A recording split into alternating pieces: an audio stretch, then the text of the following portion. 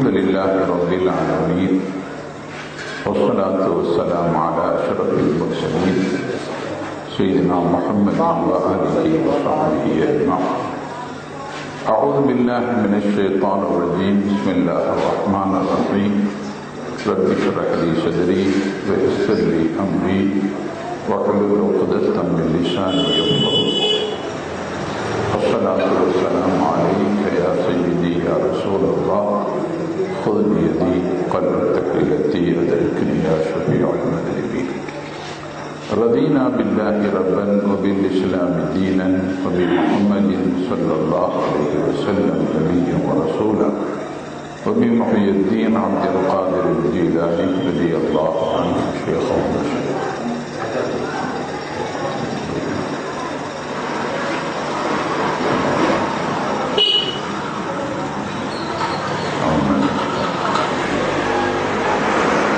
பேரன்பிற்குரிய பெருமக்களே, பெரியவர்களே, சகோதரர்களே, தாய்மார்களே, அல்லாஹ் சுப்ஹானஹு வ தஆலாவுடைய படைப்புகளில் மனிதன்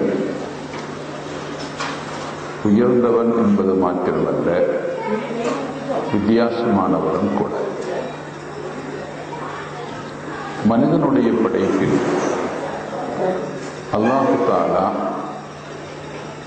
ரூஹும் கல்பும் உடலும் கொண்ட ஒரு அரிய ஒரு கூட்டமைப்பில் மனிதனை அல்லாஹ் அமைத்திருக்கிறான்.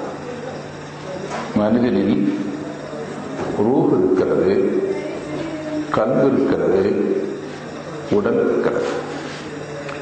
ஆனால் அதே நேரத்தில் மனிதனது ரூஹை பற்றி நாம் பேசுவதற்கு நமக்கு தகுதியோ அருகதையோ இல்லை என்பதை நாம் வெளிப்படையாக சொல்லியாக வேண்டும்.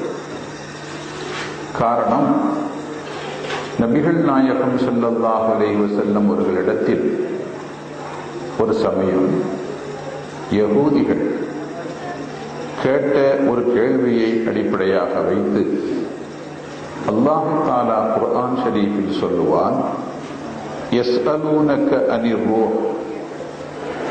அவர்கள் ரூஹை பற்றி உங்களிடத்தில் கேட்கிறார்கள். அதற்கு நீங்கள் குலிர் ரூஹ் மின் அம்ரி ரப்பி, ரூஹு என் இறைவன் சம்பந்தப்பட்ட ஒரு அற்புதமான விஷயம். வமா ஊதீதும் மினல் இல்மி இல்லா கலீலா, அதை பற்றி உங்களுக்கு தெரிந்தது மிக குறைந்தது என்ற கருத்தை நபியே நீங்கள் அவர்களுக்கு சொல்லுங்கள் என்று குர்ஆன் ஷரீஃபில் அல்லாஹ் தஆலா சொல்கிறார். எனவே ரூஹை பற்றி நமக்கு தெரிந்தது, தெரிந்தவர்களுக்கு தெரிந்ததே குறைவு என்கிற பொழுதும் அதை பற்றி நாம் இங்கே விவரிக்கவோ அதை பற்றி விரித்துரைக்கவோ முடியாது. ஆனால் இரண்டாவது அம்சம் கல்வி என்று ஒன்று இருக்கிறது. இந்த கல்வும் மனிதனது உடலோடு தொடர்புடைய மிக முக்கியமான இன்னொரு அம்சம். நபிகள் நாயகம் ரசூலுல்லாஹி ஸல்லல்லாஹு அலைஹி வஸல்லம் அவர்கள் கல்வை பற்றி சொல்லுகிற பொழுது, இன்ன ஃபில் ஜஸதி முதுகத்தன் இதா ஸலஹத் ஸலஹல் ஜஸது குல்லுஹு வஇதா ஃபஸதத் ஃபஸதல் ஜஸது குல்லுஹு. உடம்பில் ஒரு சிறு சதை துண்டு இருக்கிறது. அது சீர் பெற்றுவிட்டால் முழு உடம்பும் சீர் பெற்றுவிடும். அது பசாதாகிவிட்டால் முழு உடலும் பசாதாகிவிடும் என்ற கருத்தை நபிகள் நாயகம் ஸல்லல்லாஹு அலைஹி வஸல்லம் சொல்லிவிட்டு, அந்த சதை துண்டு எது என்பதை அலா வஹியல் கல்பு, அதுதான் கல்பு என்று நபிகள் நாயகம் ஸல்லல்லாஹு அலைஹி வஸல்லம் சொல்கிறார்கள். எனவே கல்வி என்பது ஒழுங்காக இருந்தால் உடல் ஒழுங்காக இருக்கும். கல்வி என்பது கெட்டு போய்விட்டால் உடலுக்கும் கேடு வரும். நபிகள் நாயகம் ஸல்லல்லாஹு அலைஹி வஸல்லம் அவர்கள் கல்வை பற்றிய இதயத்தை பற்றிய ஆராய்ச்சிகள் உலகத்தில் இல்லாத காலத்தில் இந்த கருத்தை பெருமானார் ஸல்லல்லாஹு அலைஹி வஸல்லம் சொல்லியிருக்கிறார்கள். எனவே கல்புக்கு ஏற்படக்கூடிய அசௌகரியம் உடலை பாதிக்கிற அசௌகரியம். கல்வின் நலன் உடலின் நலன். இது உடலியல் ரீதியாகவும் இந்த கருத்து பொருந்தும், மனவியல் ரீதியாகவும் இந்த கருத்து பொருந்தும். மனம் சரியாக இருந்தால் உடல் சரியாக இருக்கும். கல்வில் அமைகிற கொள்கை கோட்பாடுகள் சரியாக இருந்தால் உடல் ரீதியான வணக்க வழிபாடுகள் சரியாக இருக்கும். கல்விலே சந்தோஷம் இருந்தால் உடல் ஆரோக்கியமாக இருக்கும். கல்வி நலம் குன்றிவிட்டால் உடல் நலம் குன்றி போய்விடும். கல்வில் இடம் பிடிக்கிற கொள்கை கோட்பாடுகள் சித்தாந்தங்கள் முறை தவறி இருந்தால் நடைமுறை வாழ்க்கை முறை தவறி போய்விடும். இது போன்ற பல்வேறு கருத்துக்களை எல்லாம் உள்ளடக்கி பெருமானார் ஸல்லல்லாஹு அலைஹி வஸல்லம் அவர்கள் இந்த கல்வி குறித்த ஒரு அற்புதமான இந்த தொடரை நமக்கு வழங்கியிருக்கிறார்கள். அல்லாஹு தஆலா குர்ஆன் ஷரீஃபில் சொல்லுகிற பொழுது ஃபீ குலூபிஹிம் மரதுன் என்ற கருத்தை குர்ஆனில் வேறு பல இடங்களிலும் சொல்லுகிறார். கல்விலே கல்பு நோய்வாய்ப்பட்டு விட்டது என்கிறார். கல்பு நோய்வாய்ப்பட்டது என்று அல்லாஹ் சொல்லுகிற பொழுது நம்பிக்கையற்று போய்விட்ட, நம்பிக்கைக்கு விரோதமான நிஃபாக்குத்தனம் முனாஃபிக்குத்தனம் குடிகொண்டு விட்ட கல்புகளை குறித்து அல்லாஹு தஆலா ஃபீ குலூபிஹிம் மரதுன் அவருடைய கல்விலே நோய் இருக்கிறது, கல்பு நோய்வாய்ப்பட்டு விட்டது என்ற கருத்தை குர்ஆனில் சொல்லுவதை நம்முடைய முஃபஸ்ஸிர்களான பெருமக்கள் நமக்கு நினைவுபடுத்துவார்கள். எனவே கல்புக்கு ஏற்படுகிற பாதிப்பை குறித்து குர்ஆன் ஷரீஃபில் அல்லாஹ் சொல்லுகிறான். கல்பு எப்படிப்பட்டது, கல்விலே எத்தகைய பாதிப்புகள் எல்லாம் வரலாம்.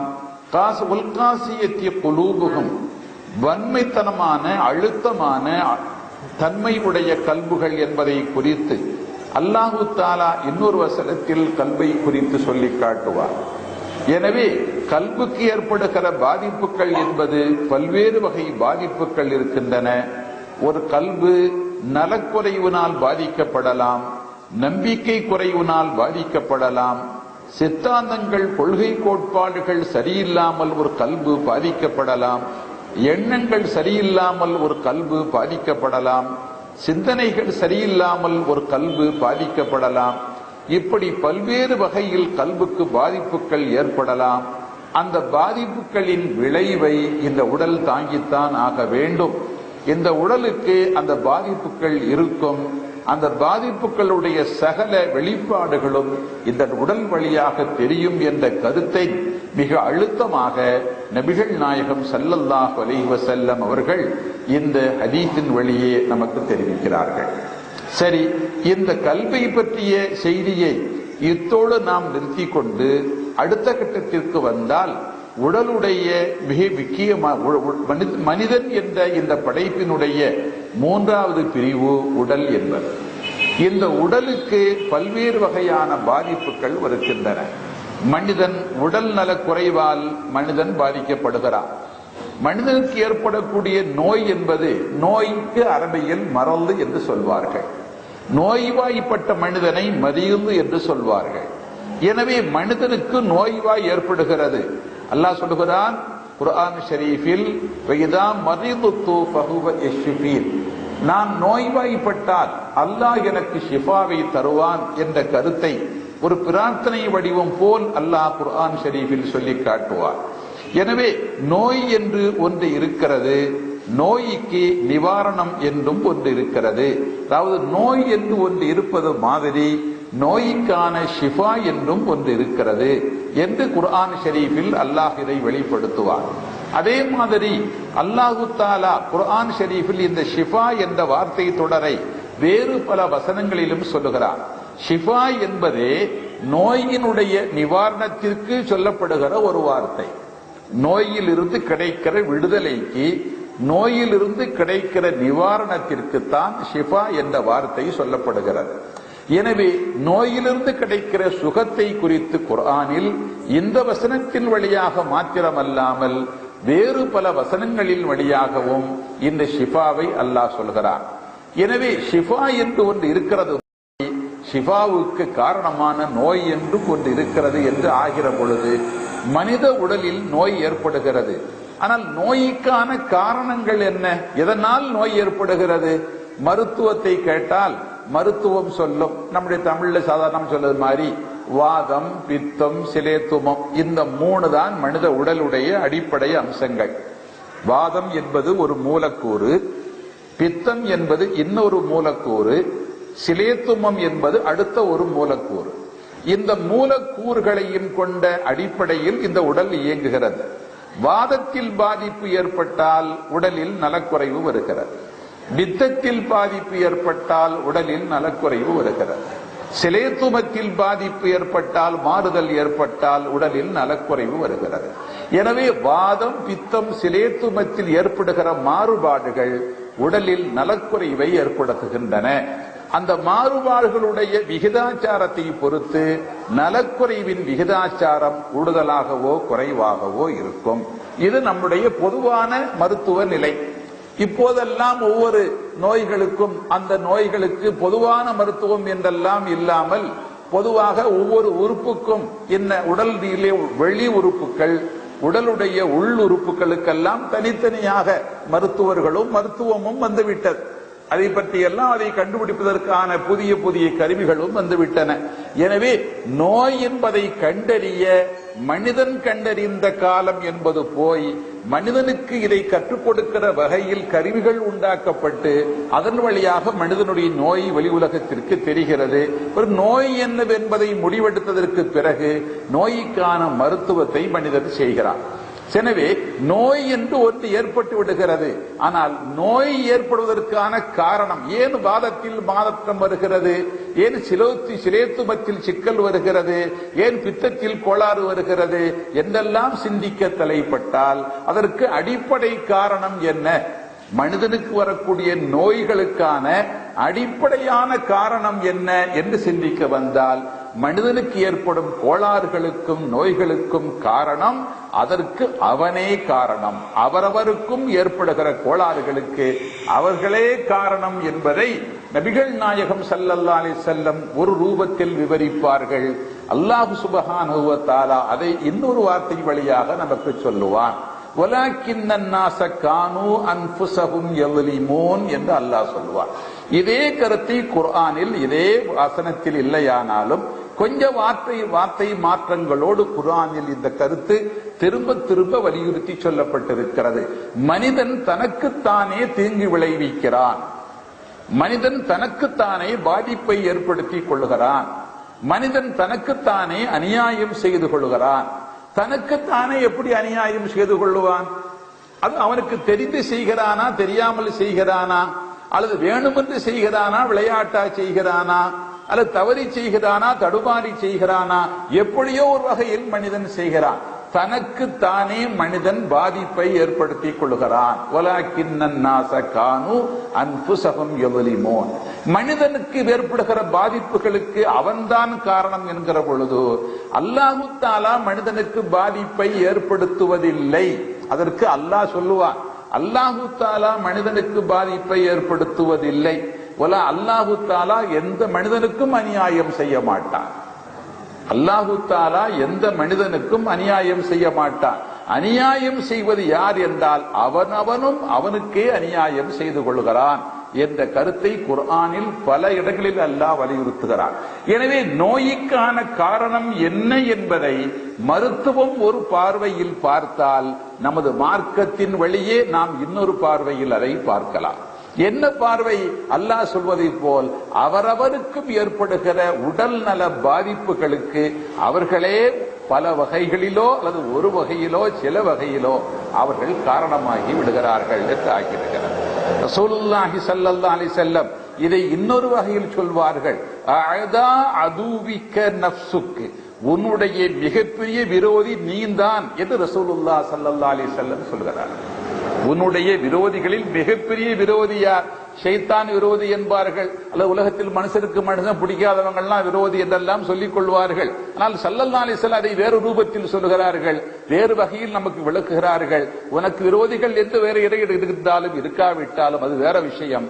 அஅதா அதுவிக்க, உன்னுடைய பகைவர்களில் எல்லாம் ஆக பொல்லாத முதல் பகைவன் யார் என்றால், மிக மேலான பகைவன் யார் என்றால், அல்லது கடுமையான பகைவன் யாரென்றால் உனக்கு பகைவன் நீதான் என்கிறார்கள் நபிகள் நாயகம் ஸல்லல்லாஹு அலைஹி வஸல்லம். யாரையும் குறிப்பிட்டு சொல்ல, மொத்தமான பொது வார்த்தை தான். அஅதா அதுவிக்க நஃப்சுக்க, உனக்கு பெரிய பகைவன் நீதான். அப்போ நமக்கு பகைவன் வேறு எங்கோ இருப்பதாக, மனிதனை மனிதன் பகைப்பதாக சொல்லி, மனிதனை மனிதன் வெறுப்பதாக சொல்லி நாம் வேறு வகையில் காரணங்களை தேடிக்கொண்டிருந்தாலும் நமக்கு நாம் தீர்வு செய்து கொள்கிறோம். அல்லாஹ் சொல்கிறார், உங்களுக்கு நீங்கள் அநியாயம் செய்கிறீர்கள் என்கிறார். நபிகள் நாயகம் ஸல்லல்லாஹு அலைஹி வஸல்லம் சொல்கிறார்கள், உங்களுடைய மிகப்பெரிய விரோதி நீங்கள் தான் என்கிறார்கள். எனவே ரெண்டும் ஒரு கருத்தை தான் நமக்கு தருகிறது. நமக்கு நாமே விரோதிகள் என்றால் எப்படி? நமக்கு எது உகந்ததோ அதை செய்வதை விட்டுவிட்டு நமக்கு எது உகப்பானதோ அதை நாம் செய்ய தலைப்படுவோம். இது மனித சுபாவம். இதுதான் பொதுவான மனித சுபாவம். என்னன்னா, உகந்ததை செய்வதா உகப்பானதை செய்வதாங்கிறதெல்லாம் வேறுபாடு. உகந்ததை செய்வதா அல்லது உகப்பானதை செய்வதா? உகப்பானதை செய்வது. நமக்கு எது மனசு வாங்கி சாப்பிட்டா பிடிக்குமா, நல்லா ருசிக்குதா, சாப்பிட்டுறது. ஆனா இது நமக்கு பொருதுமான்னு விடுறது இல்லை. சாப்பிடுற விஷயத்துல நமக்கு புகந்த பொருளை சாப்பிடுவது என்பதை தவிர்த்து விட்டு நமக்கு உகப்பான பொருளை சாப்பிடுவது அப்படிங்கிற முடிவுக்கு வந்தா மனுஷனுக்கு பாதிப்பு தான், சங்கடம் தான். ஏன்னா உகப்பான பொருள்கள் நமக்கு சங்கடத்தை விளைவிக்கதா இருக்கலாம். ஒரு சுகர் பேஷண்ட்டுக்கு உகப்பான பொருள் இனிப்பு சாப்பிட்டா பிரியமா இருக்கு, சாப்பிட்டா தான் என்ன ஆகும்? அசௌகரியம் தானே. அப்ப உகப்பான பொருள் என்பது வேறு, உகந்த பொருள் என்பது வேறு. அப்ப அவரவருக்கு ஒரு காய்ச்சல், ஒரு ஆளுக்கு சுகம் இல்லை, உடல் நலக்குறைவு, காய்ச்சலா இருக்குது. அப்ப காய்ச்சலா உள்ளது எனக்கு பிரியாணி சாப்பிடணும்ன்றது அவருக்கு உகந்ததல்ல. ஆனா மனசுக்கு பிடிக்கலாம். அவர் மனசுக்கு அது ராகத்தா இருக்கலாம், அவருக்கு உகப்பானதா இருக்கலாம். ஆனா உகந்ததானா? உகந்தது இல்லை. சரி, சாப்பிடும் அளவு நமக்கு இன்னைக்கு சாப்பிடுறது நம்ம இவ்வளவுதான் சாப்பிடணும், இவ்வளவு இந்த அளவுல சாப்பிடுவதா நம்முடைய உடல் ஆரோக்கியத்திற்கு நல்லது அப்படின்னு மருத்துவம் நமக்கு சொல்லுகிறது. நம்முடைய பழக்க வழக்கமே அப்படித்தான், அப்படி சாப்பிடுவதுதான் நல்லதுன்னு நம்ம அனுபவப்பட்டு இருந்தாலும் இன்னைக்கு ஒரு நாளைக்கு தானே கூட கொஞ்சம் நல்லா சாப்பிட வேண்டியதான், தேவைப்பட்ட 2 மாத்திரையை போட்டுக்கலாம் அப்படி பழக்கத்தில் சொல்றது மாதிரி அவருடைய ஒரு குறைபாடு வருது. எனவே உகந்ததா உகப்பானதா என்ற இந்த வார்த்தையின் பின்னணியில் கொஞ்சம் சிந்தித்தால் ஸல்லல்லாஹு அலைஹி வஸல்லம் சொல்ற வார்த்தை ஒன்று நமக்கு அந்த வார்த்தை நினைவுக்கு வருது. நம்ம உகந்ததை விட்டுவிட்டு உகப்பானதை தேர்ந்தெடுக்கிற பொழுது மனிதன் தனக்குத்தானே தீங்கு விளைவிக்கிறான், அவனுக்கு அவனே விரோதியாக மாறிவிடுகிறான். சரி, நபி ரசூலுல்லாஹி ஸல்லல்லாஹு அலைஹி வஸல்லம் உடைய இந்த கருத்தை குர்ஆனில் இன்னொரு வசனம் நமக்கு விளக்கம், இதனுடைய இன்னொரு ரூபத்தில் விளக்கம். குலு வஷ்ரபு வலா துஸ்ரிஃபு. தேவைக்கு சாப்பிடத்தான் வேணும், நமக்கு தேவையானவற்றை குடிக்கத்தான் வேணும். ஆனால் எதை செய்தாலும் இதை எட்டிலையும் அளவோடு செய்யுங்கள். குர்ஆன் சொல்கிறது, நமக்கு செய்கிற போதனை, சாப்பிடுங்கள், தேவையானவற்றை சாப்பிடுங்கள், தேவையானவற்றை குடியுங்கள். ஆனால் தேவையானவற்றை சாப்பிடுவது என்பதற்கும் தேவையானவற்றை குடிப்பது என்பதற்கும் தேவையான அளவு சாப்பிடுவது என்பதற்கும் தேவையான அளவு குடிப்பதற்குள்ள வித்தியாசம் இருக்குல்ல. அப்ப தேவையானதை சாப்பிடுவது என்பதை தேவையானதை அளவுக்கு மீறி சாப்பிட்டு விட்டால், தேவையானவற்றை அளவுக்கு மீறி குடித்து விட்டால் ஆபத்தானது. அதையே அளவோடு சாப்பிட்டு விட்டால் அது ஆபத்து இல்லாதது. அல்லாஹ் சொல்லுகிறான், தேவையானதை சாப்பிடுங்கள், தேவையானதை குடியுங்கள், ஆனால் அந்த ரெண்டையும் அளவோடு செய்யுங்கள். எதுவும் அளவு இருக்கணும். அப்ப அளவு இருந்தா அழகு இருந்துரும், அளவு தவறிவிட்டால் அழகு தவறிவிடும் என்பார்கள். எப்பொழுது அளவு தவறுகிறதோ அப்பொழுது அழகு தவறிவிடும். ஒரு சட்டை தைச்சாலும் அளவோட தானே தைக்கிறோம். அவரவருக்கு ஒரு மெஷர்மெண்ட் இருக்குல்ல, ஒரு சட்டை தைச்சாலும் அவரவருக்கு ஒரு மெஷர்மெண்ட் இருக்கு. அப்ப அந்த அளவுப்படி தைச்சு போட்டா தான் அந்த மெஷர்மெண்ட் சரியா வரும். இல்லைன்னா அந்த மெஷர்மெண்ட் தவறி ஒரு சட்டை ஒண்ணு கொள்கொண்டு இருக்குல்ல, ரொம்ப பிடிச்சு போயிடும். யாரு கேட்டா நல்ல இல்லையேன்னு சொல்லிடுவாங்க இல்லையா. அப்ப ஒரு ட்ரெஸ்ஸ ஒரு சட்டை தைக்கிறதுல கூட நம்ம அளவெடுக்கிறோம், அதுல ஒரு கலரை பார்க்கிறோம், இதெல்லாம் பார்க்கிறோம். இப்ப இதுல எல்லாம் அளவை பார்க்கிற மனிதன் அவன் சாப்பிடுறதுல மாத்திரம் என்ன செய்யறது இல்ல, அளவை பார்க்கிறது இல்லை. அங்க அளவை பார்க்காத பொழுது அழகு பாதிக்கப்படுகிற பொழுது அழகும் பாதிக்கப்படுகிறது ஆயிடுது. அப்ப ரசூலுல்லாஹி ஸல்லல்லாஹு அலைஹி வஸல்லம் சொன்ன வாக்கு இந்த வகையில் நிரூபணமாகிறது. ஒரு செய்தி உண்டு வரலாற்றில். உமர் இப்னுல் கத்தாப் ரலியல்லாஹு அன்ஹு அவருடைய ஆட்சி காலத்தில் நாடும் ஒவ்வொரு நாடும் இஸ்லாமியத்தின் எல்லைக்குள் வருகிறது. உமர் ரலியல்லாஹுடைய ஆட்சி காலத்தில் ஒவ்வொரு நாடும் இஸ்லாமிய எல்லைக்குள் வருகிறது. அப்ப பாரசீகத்தும் வந்ததற்கு பிறகு பாரசீகத்தில் இருந்து சில அப்பொழுது அவருடைய நெருப்பை வணங்கி கொண்ட அந்த பாரசீகர்கள் மதீனாவுக்கு வர்றாங்க. உமர் ரலியல்லாஹுடைய ஹிலாஃபத் காலத்தில் மதீனாவுக்கு வந்தவர்கள் யார் என்றால் பூரா அந்த காலத்துல பாரசீக மருத்துவர்கள். அந்த மருத்துவ குரூப் தான். அந்த மருத்துவர் குழு மதீனாவுக்கு வருது. வந்த நோக்கம் என்னன்னா அவருடைய மருத்துவத்தை மக்களுக்கு மத்தியில் அறிமுகப்படுத்தவும் இங்கு பாதிக்கப்பட்ட நோயாளிகளுக்கு மருத்துவம் இலவசமாக செய்து கொடுப்பதும் தான் நோக்கம். வந்து தங்கி இருக்கிறாங்க. ஆனா வந்தது இந்த அறிவிப்பு மக்களுக்கு விஷயம் தெரிந்தும் கூட மதீனாவில் அவர்கள் தங்கியிருந்த அந்த காலத்தில் ஒரு ஆள் போய் எனக்கு சுகம் இல்லை, எனக்கு மருந்து தாங்கன்னு போய் கேட்டு போகல. ஒரு ஆள் கூட கேட்டு போக இல்லை. அவங்க வந்த காலத்துல இனி ஊருக்கு போகணுங்கிற முடிவுக்கு வர்றாங்க. ஆனால் ஆச்சரியப்படுறாங்க, என்ன நாங்க வந்து தங்கி இருக்கிறோம், ஒரு ஆளு கூட எங்களுக்கு சுகம் இல்லைன்னு வந்து கேட்டு எங்கள்கிட்ட மருத்துவம் பார்க்க வர இல்லையே, அப்ப இந்த ஊர்ல நோயாளிகளே இல்லையா, அல்ல எங்கள்கிட்ட பார்க்க மருத்துவம் செய்ய அவங்களுக்கு விருப்பம் இல்லையா, அப்படி எல்லாம் அவங்களுக்கு என்ன வருது. அப்ப கூப்பிட்டு விசாரிச்சா அப்ப மக்கள்கிட்ட வரக்கூடிய பதில் என்னவென்றால், உங்களிடம் வந்து மருத்துவம் பார்ப்பதற்கு எங்களுக்கு நோயே இல்லை. எங்களுக்கு என்ன காரணம்? நாங்க ஒரு எல்லாத்துலயும் ஒரு அளவு இருக்கு. எங்களுக்கு அல்லாஹ் சொல்லி இருக்கிறான், குலு வஷ்ரபு வலா துஸ்ரிஃபு, சாப்பிடுங்க தேவைக்கு, குடியுங்க தேவைக்கு, ரெண்டுலயும் ஒரு கணக்கு அளவு இருக்கட்டும் அப்படின்னு சொல்லி இருக்கிறான். நாங்கள் அளவோடு சாப்பிடுகிறோம், அளவோடு குளிக்கிறோம். ரசூலுல்லாஹி ஸல்லல்லாஹு அலைஹி வஸல்லம் அப்திது குல்ல ஜிஸ்மின் மஅதாத், எங்கள் நாயகம் ஸல்லல்லாஹு அலைஹி வஸல்லம் எங்களுக்கு அறிவுறுத்தி இருக்கிறார்கள். அப்திது குல்ல ஜிஸ்மின் மஅதாத், அவரவர் உடலுக்கு எது உகந்ததோ அதை நடைமுறைப்படுத்துங்கள். என் உடலுக்கு உகந்தது தான் நான் செய்யணும். எனக்கு பிடிக்காததுன்னா அதை நான் சாப்பிடக்கூடாது. பிறகு சாப்பிட்டுக்கு அலர்ஜின்னு சொல்லக்கூடாது. அலர்ஜிங்கிறது எதுல அலர்ஜின்னா என்ன? ஒவ்வாமை. எனக்கு அது ஒத்துக்கொள்ளல, அவருக்கு ஒத்துக்கொள்ளதையே எனக்கு ஒத்துக்கொள்ளலன்னு நான் சிந்திக்க கூடாது. எனக்கு ஒத்துக்கொள்ளாத நான் விட்டுறணும், அவ்வளவுதான். அவ்விது குல்ல ஜிஸ்மின் மஅதாத், உங்கள் உடலுக்கு எது ஒத்துக்கொள்ளுகிறதோ அதை நீங்கள் செயல்படுத்துங்கள், நடைமுறைப்படுத்துங்கள். எது ஒத்துக்கொள்ளாததோ அதை விட்டு விடுங்கள். ஸல்லல்லாஹு அலைஹி வஸல்லம் அப்பவே இந்த மருத்துவத்தை சொன்னார்கள். எது ஒத்துக்கொள்ளாததை விட்டுடுங்க, ஒவ்வாமையை எடுத்துக்கொள்ளாதீர்கள். எடுத்துக்கொண்டதுக்கு பிறகு என்ன வருதுன்னா பிறகு ஒவ்வாமை வருது. ஒரு ஒவ்வாமைக்கு மாத்திரையும் மருந்தும் போட வேண்டிய சில அந்த மருந்தே ஒவ்வாமையா போயிடுது. இந்த ஒவ்வாமைக்கு சாப்பிடுகிற மருந்தே கூட அலர்ஜிக்கு சாப்பிடும் மருந்தே அலர்ஜியாக மாறுது. அது இன்னொரு நோயா வருது. ரசூலுல்லாஹி ஸல்லல்லாஹு அலைஹி வஸல்லம் அப்பொழுதே இதை அறிவுறுத்தினார்கள். மனித சுபாவத்தில் மனிதனுக்கு ஏற்படுகிற பாதிப்புகளுக்கான காரணிகள் என்ன என்று சிந்திக்க வந்தால் அதற்கான காரணம் அவன்தான் என்பதை குர்ஆன் விளக்கும், நபிகள் நாயகம் ஸல்லல்லாஹு அலைஹி வஸல்லம் விளக்குகிறார்கள். இது ஒரு அடிப்படையான தியரி. நம் இஸ்லாமிய பார்வையில் இதுதான் பார்வை. சரி, நோய்க்கான அடிப்படை விஷயம். ரசூலுல்லாஹி ஸல்லல்லாஹு அலைஹி வஸல்லம் ஒரு செய்தி சொல்வார்கள். என்னன்னா, என்ன காரணமா நம் மனுஷருக்கு நம்ம தான் காரணம்னா, அப்ப ஸல்லல்லாஹு அலைஹி வஸல்லம் ஒரு வாக்கு இருக்கிறது, மா அன்ஸலல்லாஹு தாஅன் இல்லா அன்ஸல லஹு ஷிஃபாஅன் வஃபீ ரிவாயத்தின் இல்லா அன்ஸலஹு லஹு தவாஅன். அல்லாஹு தஆலா எந்த நோயையும் உலகத்தில் இறக்கவில்லை, அந்த நோய்க்கு இறக்குனா அந்த நோய்க்கு ஒரு மருந்தையும் அல்லாஹ் இறக்கி இருக்கிறான். நோயை அல்லாஹ் இறக்குனது மாதிரி நோய்க்கான மருந்தையும் அல்லாஹ் இறக்கிறான். அப்ப இந்த காலங்கள்ல தான் பல மருந்துகள், பல மாதிரி மாத்திரை மருந்துகள் கிடைக்கும். அந்த காலங்கள்ல எது மருந்து? மூலிகைகள் தானே மருந்து. எல்லா நாட்டிலேயும் மூலிகைகள் தான் மருந்து. அது பசுமையாகவோ காய்ந்தோ இதுதான் மருந்து. எல்லா நாட்டிலையும் இதுதான் இருந்திருக்கு.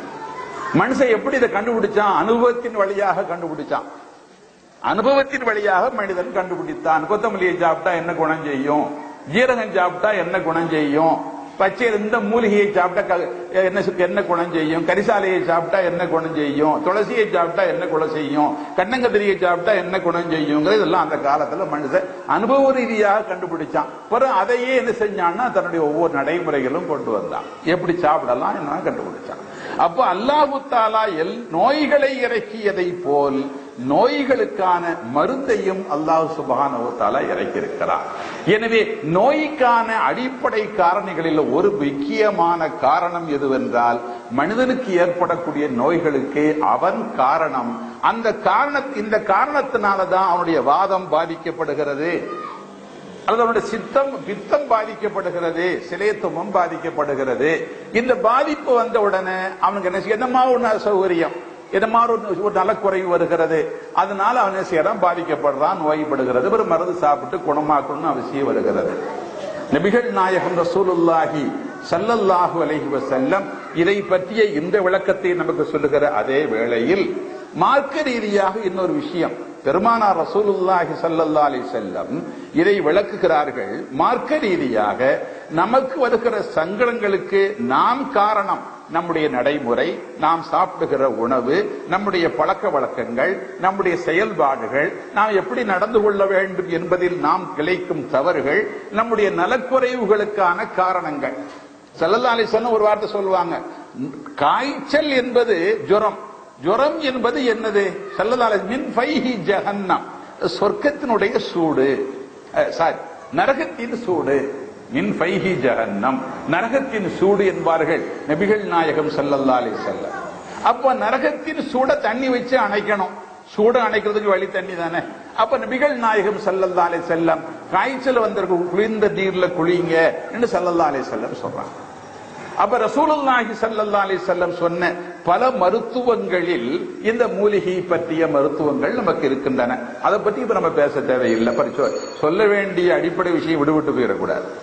அப்போ ரசூலுல்லாஹி ஸல்லல்லாஹு அலைஹி வஸல்லம் உடைய இந்த செய்தியில நம்ம மருத்துவம்னு ஒண்ணு இருக்குது. ஆனா நோய்க்கான காரணங்கள் என்பதுல ஒண்ணு உடலினுடைய இயற்கையான அம்சங்கள், வாதம், பித்தம், சிரேத்துமத்தில் ஏற்படுகிற பாதிப்புகள் மனிதனுக்கு நலக்குறைவை உண்டாக்குகிறது அப்படின்னு பார்க்கிறோம். இந்த வாதம், பித்தம், சிலேத்துமத்தில் ஏற்படுகிற பாதிப்புகள், மாற்றங்களுக்கு என்ன காரணம்னா மனிதனுடைய உணவு பழக்க வழக்கங்கள், அவனுடைய நடைமுறை பழக்க வழக்கங்கள், அவனுடைய செயல்பாடுகள், இவைகள் காரணம் என்பது நம்முடைய மார்க்கத்தின் வழியாகவும் மருத்துவத்தின் வழியாகவும் தெளிவுபடுத்தப்படுகிறது. சரி, இன்னொரு பார்வைக்கு வந்தா இதை தவிர வேற காரணம் இல்லையா நோய்க்கு?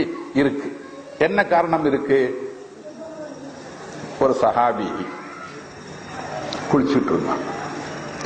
அந்த காலங்கள் எல்லாம் இது மாதிரி நமக்கு ஒரு தனிப்பட்ட பாதுகாக்கப்பட்ட குளிக்கும் இடங்கள் அந்த காலங்கள்ல இல்லை. இருந்தாலும் ஓரளவுக்கு சின்ன மறைவு வேணா அவரவரே சொந்தமா செஞ்சுக்கிடுவாங்க. இல்லைன்னா கழுத்தை பெரும்பாலும் ஓப்பனா தான் இருக்கும். குளித்து கொண்டிருந்த சஹாபி திடீர்னு மயக்கமாகி விழுந்து விட்டார். பெரிய மயக்கமாகி விழுற அளவுக்கான பெரிய முதிர்ந்த வயசும் இல்லை, சாதாரண நடுத்தர சின்ன வயசு தான். சஹாபி மயக்கமாகி விழுந்து விட்டார். அப்ப ரசூலுல்லாஹி ஸல்லல்லாஹு அலைஹி வஸல்லம் சஹாபி கிட்ட ஒரு பொதுவான வழக்கம், யாருக்காவது உடல் மனம் சம்பந்தப்பட்ட எந்த அசௌகரியங்கள் அல்லது வேறு அசௌகரியங்கள் எது இருந்தாலும் ரசூலுல்லாஹி ஸல்லல்லாஹு அலைஹி வஸல்லம் இடத்தில் முறையிட்டு அதற்கு பரிகாரம் தேடிக்கொள்வது என்பது சஹாபிகளுடைய ஒரு பொதுவான வழக்கம். அப்ப நலக்குறைவு ஏற்படுத்து, குளிச்சுட்டு இருந்த மனுஷன் தான் திடீர்னு மயக்கமாகி விழுந்துட்டார். ரசூலுல்லாஹி ஸல்லல்லாஹு அலைஹி வஸல்லம் இடத்தில் அவரை பற்றி ஸல்லல்லாஹு அலைஹி வஸல்லம் இடத்தில் தகவல் சொல்கிறார்கள். நாயகம் ஸல்லல்லாஹு அலைஹி வஸல்லம் கேட்ட முதல் கேள்வியே, அவர் குளித்துக் கொண்டிருந்த பொழுது அவரை பார்த்து சென்றவர்கள் யாராவது உண்டுமான்னு கேட்டார். யாரு பார்த்தா? யாராவது அவரை பூர்வீக பார்த்துட்டு போனாங்களாம். ஆமா, நாள் அவரை பார்த்துட்டே போனாரு அப்படின்னா அவரை கூப்பிடுங்க. யாரு பார்த்துட்டு போனாரோ அவரை அழைக்க சொல்றாங்க. பார்த்து விட்டு போனவரை அழைத்து வர செய்து அவர் என்ன செய்யறாங்க? ஸல்லல்லாஹு அலைஹி வஸல்லம் இப்போ ஒரு வைத்தியம், இதுதான் வைத்தியம். முதல்ல ஏற்பட்டது மயக்கம்ங்கிறது நோய் இல்லையா, பாதிப்பு, உடலில் ஏற்பட்ட பாதிப்பு. இப்ப இந்த பாதிப்புக்கு என்ன பரிகாரம், இந்த பாதிப்பு என்ன என்பதை ஸல்லல்லாஹு அலைஹி வஸல்லம் தெளிவுபடுத்துகிறார்கள். இப்பாதிப்புக்கான மாற்று வழி என்ன என்பதை ரசூலுல்லாஹி ஸல்லல்லாஹு அலைஹி வஸல்லம் கொண்டு வருகிறார்கள். யார் பார்த்துட்டு போனா? அவர் பார்த்துட்டு போனார், ஆளை கூப்பிடுங்க. நம்ம காலம் மாதிரி நிறைய மக்கள் தொகை இல்ல, டக்குன்னு ஆளை கண்டுபிடிக்க எது அவர் போனாரு, இவரும் போனாரு, அவர் பார்த்தாரு, இவர் பார்த்தாருன்னு சொல்லி குழம்புறதுக்கு விவகாரம் ஒண்ணு இல்லை. அதனால ரொம்ப ஈஸி, ஆளை கண்டுபிடிச்சு கொண்டு வந்துச்சு. என்ன செய்யுங்க? அவரை ஒது செய்ய வையுங்கள். யார பார்த்துட்டு போனால் அவரை ஒது செய்ய வையுங்கள். ஒது செய்ய வைத்து அவர் ஒது உபயோகித்து தண்ணி, அந்த காலங்களில் நம்ம மாதிரி ஊத்தி ஊத்தி கழுவுறதும் இல்லை, பாத்திரங்கள் வச்சு கையில செய்வாங்க, அள்ளி ஒது செய்வாங்க. அப்ப அந்த தண்ணி என்ன செய்யுங்க, இவர் மீது ஊத்துங்கள். யாரு? ஒன்னு ஆயின் பார்த்துட்டு போன ஆளு, ரெண்டாவது அவர் கண் பார்வை பட்டு பாதிக்கப்பட்ட மனுஷன், ரெண்டாவது மழைன்னு. இவர் தண்ணி எடுத்து மேல ஊத்துங்க, டக்குன்னு ஆளு எழுப்பி உட்கார்ந்துட்டார். அப்ப ஸல்லல்லாஹு அலைஹி வஸல்லம் நோய் எது என்பதை கண்டுபிடிச்சிட்டாங்க. நாடியை பிடிச்சு பார்க்கிறது ஒரு வழி, அது சாதாரண வைத்தியர்கள் வழி. ஸல்லல்லாஹு அலைஹி வஸல்லம் பார்த்தது வழி வேற வகை. அந்த சக்தி, அந்த ஆத்மார்த்தமான சக்தி அவர்களுக்கு உண்டு. அப்ப பார்த்து ஆளை பிடிச்சு கொண்டு வந்து ஒது செய்ய வச்சு உடனே மேல தண்ணியை ஊத்துற உடனே ஆளு சரியாயிட்டார். அப்ப இந்த பாதிப்பு, இந்த மயக்கம் என்ற இந்த நலக்குறைவுக்கு, இந்த நோய்க்கு, இந்த பாதிப்புக்கு என்ன காரணம்? கண்ணுதான் காரணம். நம்ம கண் திருஷ்டின்னு சொல்லுவோம், இந்த கண்ணுதான் காரணம். அப்ப ஒரு கண்ணினால் இன்னொரு மனிதன் பாதிக்கப்படும். கண்ணுனால எல்லாருக்கும் தானே கண் இருக்கு, எல்லாருக்கும் தானே கண் இருக்கு. அப்ப எல்லாரும் கண்ணும் பட்டு ஒரு மனுஷனுக்கு பாதிப்பு வர முடியாது இல்ல. அப்ப ஏன் சில கண்ணு மட்டும் பாதிக்குது? அப்ப அல்லாஹ் குர்ஆன்ல சொன்னது மாதிரி, அல்லாஹ் குர்ஆன்ல சொன்ன மாதிரி வமின் ஷர்ரி ஹாசிதின் இதா ஹஸது, ஹஸது உள்ள கண்ணு பார்த்தா தான் பாதிப்பு வருது. எல்லா கண்ணுக்கும் பாதிப்பு வர்றது இல்ல. அந்த கண்ணு என்ன கண்ணா இருக்கணும்னா, ஹஸது உள்ள கல்புடைய கண்ணுக்கு தான் இந்த பாதிப்பை உண்டாக்குற சக்தி இருக்கிறது. அப்ப ரசூலுல்லாஹ் ஸல்லல்லாஹு அலைஹி வஸல்லம் மருத்துவம் சொல்லி கொடுக்கறாங்க. ஒண்ணு என்ன மருத்துவம்? பாதிப்பை உண்டாக்கியவர், பாதிப்பை உண்டாக்கியவர், அவர் உண்டாக்கிய பாதிப்புக்கு அவரே மாற்று வழியை உண்டாக்கி கொடுக்க வேண்டும். ஒது செய்ய தண்ணியை கொடுக்கணும். அப்ப அவர் கூட்டு வந்து செஞ்சாச்சு. அந்த காலத்துல அவர் ஒண்ணு மறுத்துட்டு ஒண்ணும் போக முடியாது. இந்த காலத்துல நீங்க தானே பார்த்துட்டு போனீங்க அப்படின்னு ஒரு ஆளை கூப்பிட்டு வந்து நீங்க தண்ணி கொடுங்க, நானா என் கண்ணா பட்டது உங்க கண்ணா பட்டது, அதே ஒரு பெரிய சண்டையா போயிடும். இதோட இவருக்கு வேற வைத்தியம் பார்த்துட்டு போயிடலான்னு ஆயிடும் இல்லையா? அது பெரிய சண்டை வந்துடும் இல்ல. சமூக சண்டையாக, தெரு சண்டையாக, குடும்ப சண்டையாக கூட என்ன செஞ்சிடலாம், மாறிடலாம். இந்த கால அமைப்புல என் கண்ணு பட்டது எப்படி சொல்லலாம், என் கண்ணு ஒரு பெரிய, அது ஒரு பெரிய சிக்கலாக உருவாகிடலாம் சமூகத்துல. ஆனா அந்த காலத்துல அது இல்ல. அதனாலதான் நம்முடைய பெரியோர்கள் என்ன செஞ்சாங்கன்னா, இந்த ஸல்லல்லாஹு அலைஹி வஸல்லம் சொல்லிக் கொடுத்த கண்ணேருக்கு, கண் திருஷ்டிக்கு அவர்கள் சொல்லிக் கொடுத்த இந்த மாற்று வழியை நம்முடைய பெரியோர்கள் நடைமுறைப்படுத்துறாங்க. இந்த ஹவுது உண்டானதுக்கு காரணங்கள்ல இது ஒரு காரணம். அந்த காலங்கள்ல ஹவுதெல்லாம் கிடையாது இல்ல, பள்ளிவாசல் தான் இருக்கும், ஹவுதே கிடைக்காது. அவரவர் தான் வீட்டுல தான் உதவி செஞ்சுட்டு வரணும். இயற்கை தேவைகளை எல்லாம் அவரோட சம்பந்தப்பட்ட வேறங்களை தான் முடிச்சுட்டு வரணும். இப்ப நம்ம பள்ளிவாசல் எல்லா சௌகரியங்களையும் பண்ணி கொடுக்கிறோம். அப்படியாவது தொழு வரட்டும்னு நினைச்சா என்னவோ பண்ணி கொடுக்கிறோம். ஆனா அந்த காலங்கள்ல பள்ளிகள் இந்த சௌகரியங்களே கிடையாது. அப்ப அந்த காலங்கள்ல ஹவுதுன்னு ஒன்றை உண்டாக்குனதுக்கு காரணங்கள்ல இது ஒரு முக்கிய காரணம். என்ன காரணம்? ஹவுதுங்கிற பொழுது எல்லாரும் அதுல உதவி செய்யறோம். அப்ப உதவி செய்யக்கூடிய மனிதங்கள்ல ஒரு மயின், ஒரு கண் திருஷ்டியால் பாதிக்கப்பட்ட மனிதனும் இருக்கலாம். அவருக்கு பாதிப்பை உண்டாக்கிய ஆயின் அந்த மனுஷனும் உதவி செஞ்சிருக்கலாம். அப்ப அந்த அதே தண்ணியில இவர் உதவி செய்ய போகும் பொழுது இவர் அந்த பாதிப்பிலிருந்து இயற்கையாக அவருக்கு என்ன கிடைச்சு போயிடுது, விடுதலை கிடைச்சு போயிடுது. நீ தானே என் கண்ணை பார்த்தா ஒன்னாலதான் நான் சங்கடப்படுறேன், சண்டை கூட்ட வர தேவையில்லை. இப்ப அந்த ஹவுதுகள் எல்லாம் கிட்டத்தட்ட மாற்றப்பட்டு வருது பல ஊர்கள்ல. இப்ப உள்ள வாழ்க்கை அமைப்புல, இப்ப லைஃப் ஸ்டைல் எல்லாம் அந்த ஹவுதுகள் எல்லாம் இப்ப மாத்திட்டு இப்ப பைப் சிஸ்டம் கொண்டு போய் டேப் சிஸ்டங்களை கொண்டு வந்த மாத்திக்கிட்டு இருக்கிறாங்க. அந்த காலங்களில் நம்முடைய பெரியோர்கள் ஹவுது அமைப்பை கொண்டு வந்ததுக்கான முக்கியமான காரணங்கள்ல இது ஒரு காரணம். அப்ப கண் திருஷ்டி என்பது ஒரு மனிதனுக்கு ஏற்படுகிற நோய்களில் ஒரு நோய். அதுல இன்னொரு கொடுமையான விஷயம் என்ன தெரியுமா? நபிகள் நாயகம் ஸல்லல்லாஹு அலைஹி வஸல்லம் சொல்கிறார்கள், அல்-ஐனு ஹக்குன், கண்ணுன்னு ஒண்ணு இருக்குன்னு சொல்லல, கண் திருஷ்டின்னு ஒண்ணு இருக்கு, அது உண்மை. ஸல்லல்லாஹு அலைஹி சொல்றது அல்-ஐனு ஹக்குன், கண் இருக்கா இல்லையா? கண்ணு இருக்கு, அது வேற, அதை பத்தி சப்ஜெக்டே இல்ல. அல்-ஐனு ஹக்குன் அர்த்தம் என்னன்னா, கண்ணினால் ஏற்படுகிற பாதிப்பு என்பது உண்மை. அதுல யாரும் அதுல எல்லாருக்கும் போய் இதெல்லாம் ஏமாற்ற அப்படிலாம் சொல்ல முடியாது. யாரும் சொன்னா சொல்லிட்டு போட்டு அது வேற விஷயம். ஸல்லல்லாஹு அலைஹி வஸல்லம் சொல்றது இதுதான், கண் திருஷ்டின்னு ஒண்ணு இருக்கு. அப்ப அதற்கான பரிகாரம், யாரால் இந்த திருஷ்டி ஏற்பட்டதோ அவரை கொண்டு பரிகாரம் செய்வது அப்படிங்கிறது ஒரு முறை. ஸல்லல்லாஹு அலைஹி வஸல்லம் ஒரு சமயம் உம்மு ஸலமா ரலியல்லாஹு தஆலா அன்ஹாவுடைய வீட்டுக்கு வர்றாங்க. உம்மு ஸலமா ரலியல்லாஹு அன்ஹா ரசூலுல்லாஹ் ஸல்லல்லாஹு அலைஹி வஸல்லம் உடைய மனைவியரில் ஒருவர். அவர்கள் வீட்டுக்கு வர்றாங்க. அங்க வீட்டுல ஒரு பொண்ணு இருக்கு, அந்நிய ஆள் ஒரு பொம்பளை இருக்கிறான், ஒரு சின்ன பொண்ணு. ஸல்லல்லாஹு அலைஹி வஸல்லம் சொல்றாங்க, இந்த புள்ள கண்ணு சிகப்பா இருக்கு, கருப்பு கலந்து இருக்கு. இப்ப ஸல்லல்லாஹு அலைஹி வஸல்லம் சொல்லுவாங்க, இந்த பிள்ளை கந்திஷ்டி ஏற்பட்டிருக்கு, நீங்க பரிகாரம் பண்ணுங்க, அதாவது ஓதி பாருங்க. இந்த பிள்ளைக்கு என்ன ஏற்பட்டிருக்கு, மாதிரி கந்திஷ்டி ஏற்பட்டிருக்கு, ஓதி பாருங்க. அப்ப அந்த கந்திஷ்டிக்கு ஓதி பார்த்த உடனே கந்திஷ்டி சரியா போயிடுது. அப்ப கந்திஷ்டிக்கு இரண்டாவது சிகிச்சை முறை, ஒண்ணு ஒது பாதிக்கப்பட்ட பாதிப்பை உண்டாக்கியவரை கொண்டு வந்து ஒது செய்ய வச்சு இந்த மாதிரி செய்யறதுங்கிற ஒரு முறை. ஆனா அது சாதாரணமா நடைமுறை சாத்தியம் இல்லை இந்த கால அமைப்புல. ஆனா ஓதி பார்க்கல ஒன்னும் பிரச்சனை இல்லை, எந்த லப்பையும் கூட்டு ஓதி பார்த்திடலாம் சுகமா. ஆனா ஓதி பார்க்கலாம் என்பதை உறுதிப்படுத்துவது யார் என்றால் முஹம்மது ஸல்லல்லாஹு அலைஹி வஸல்லம்.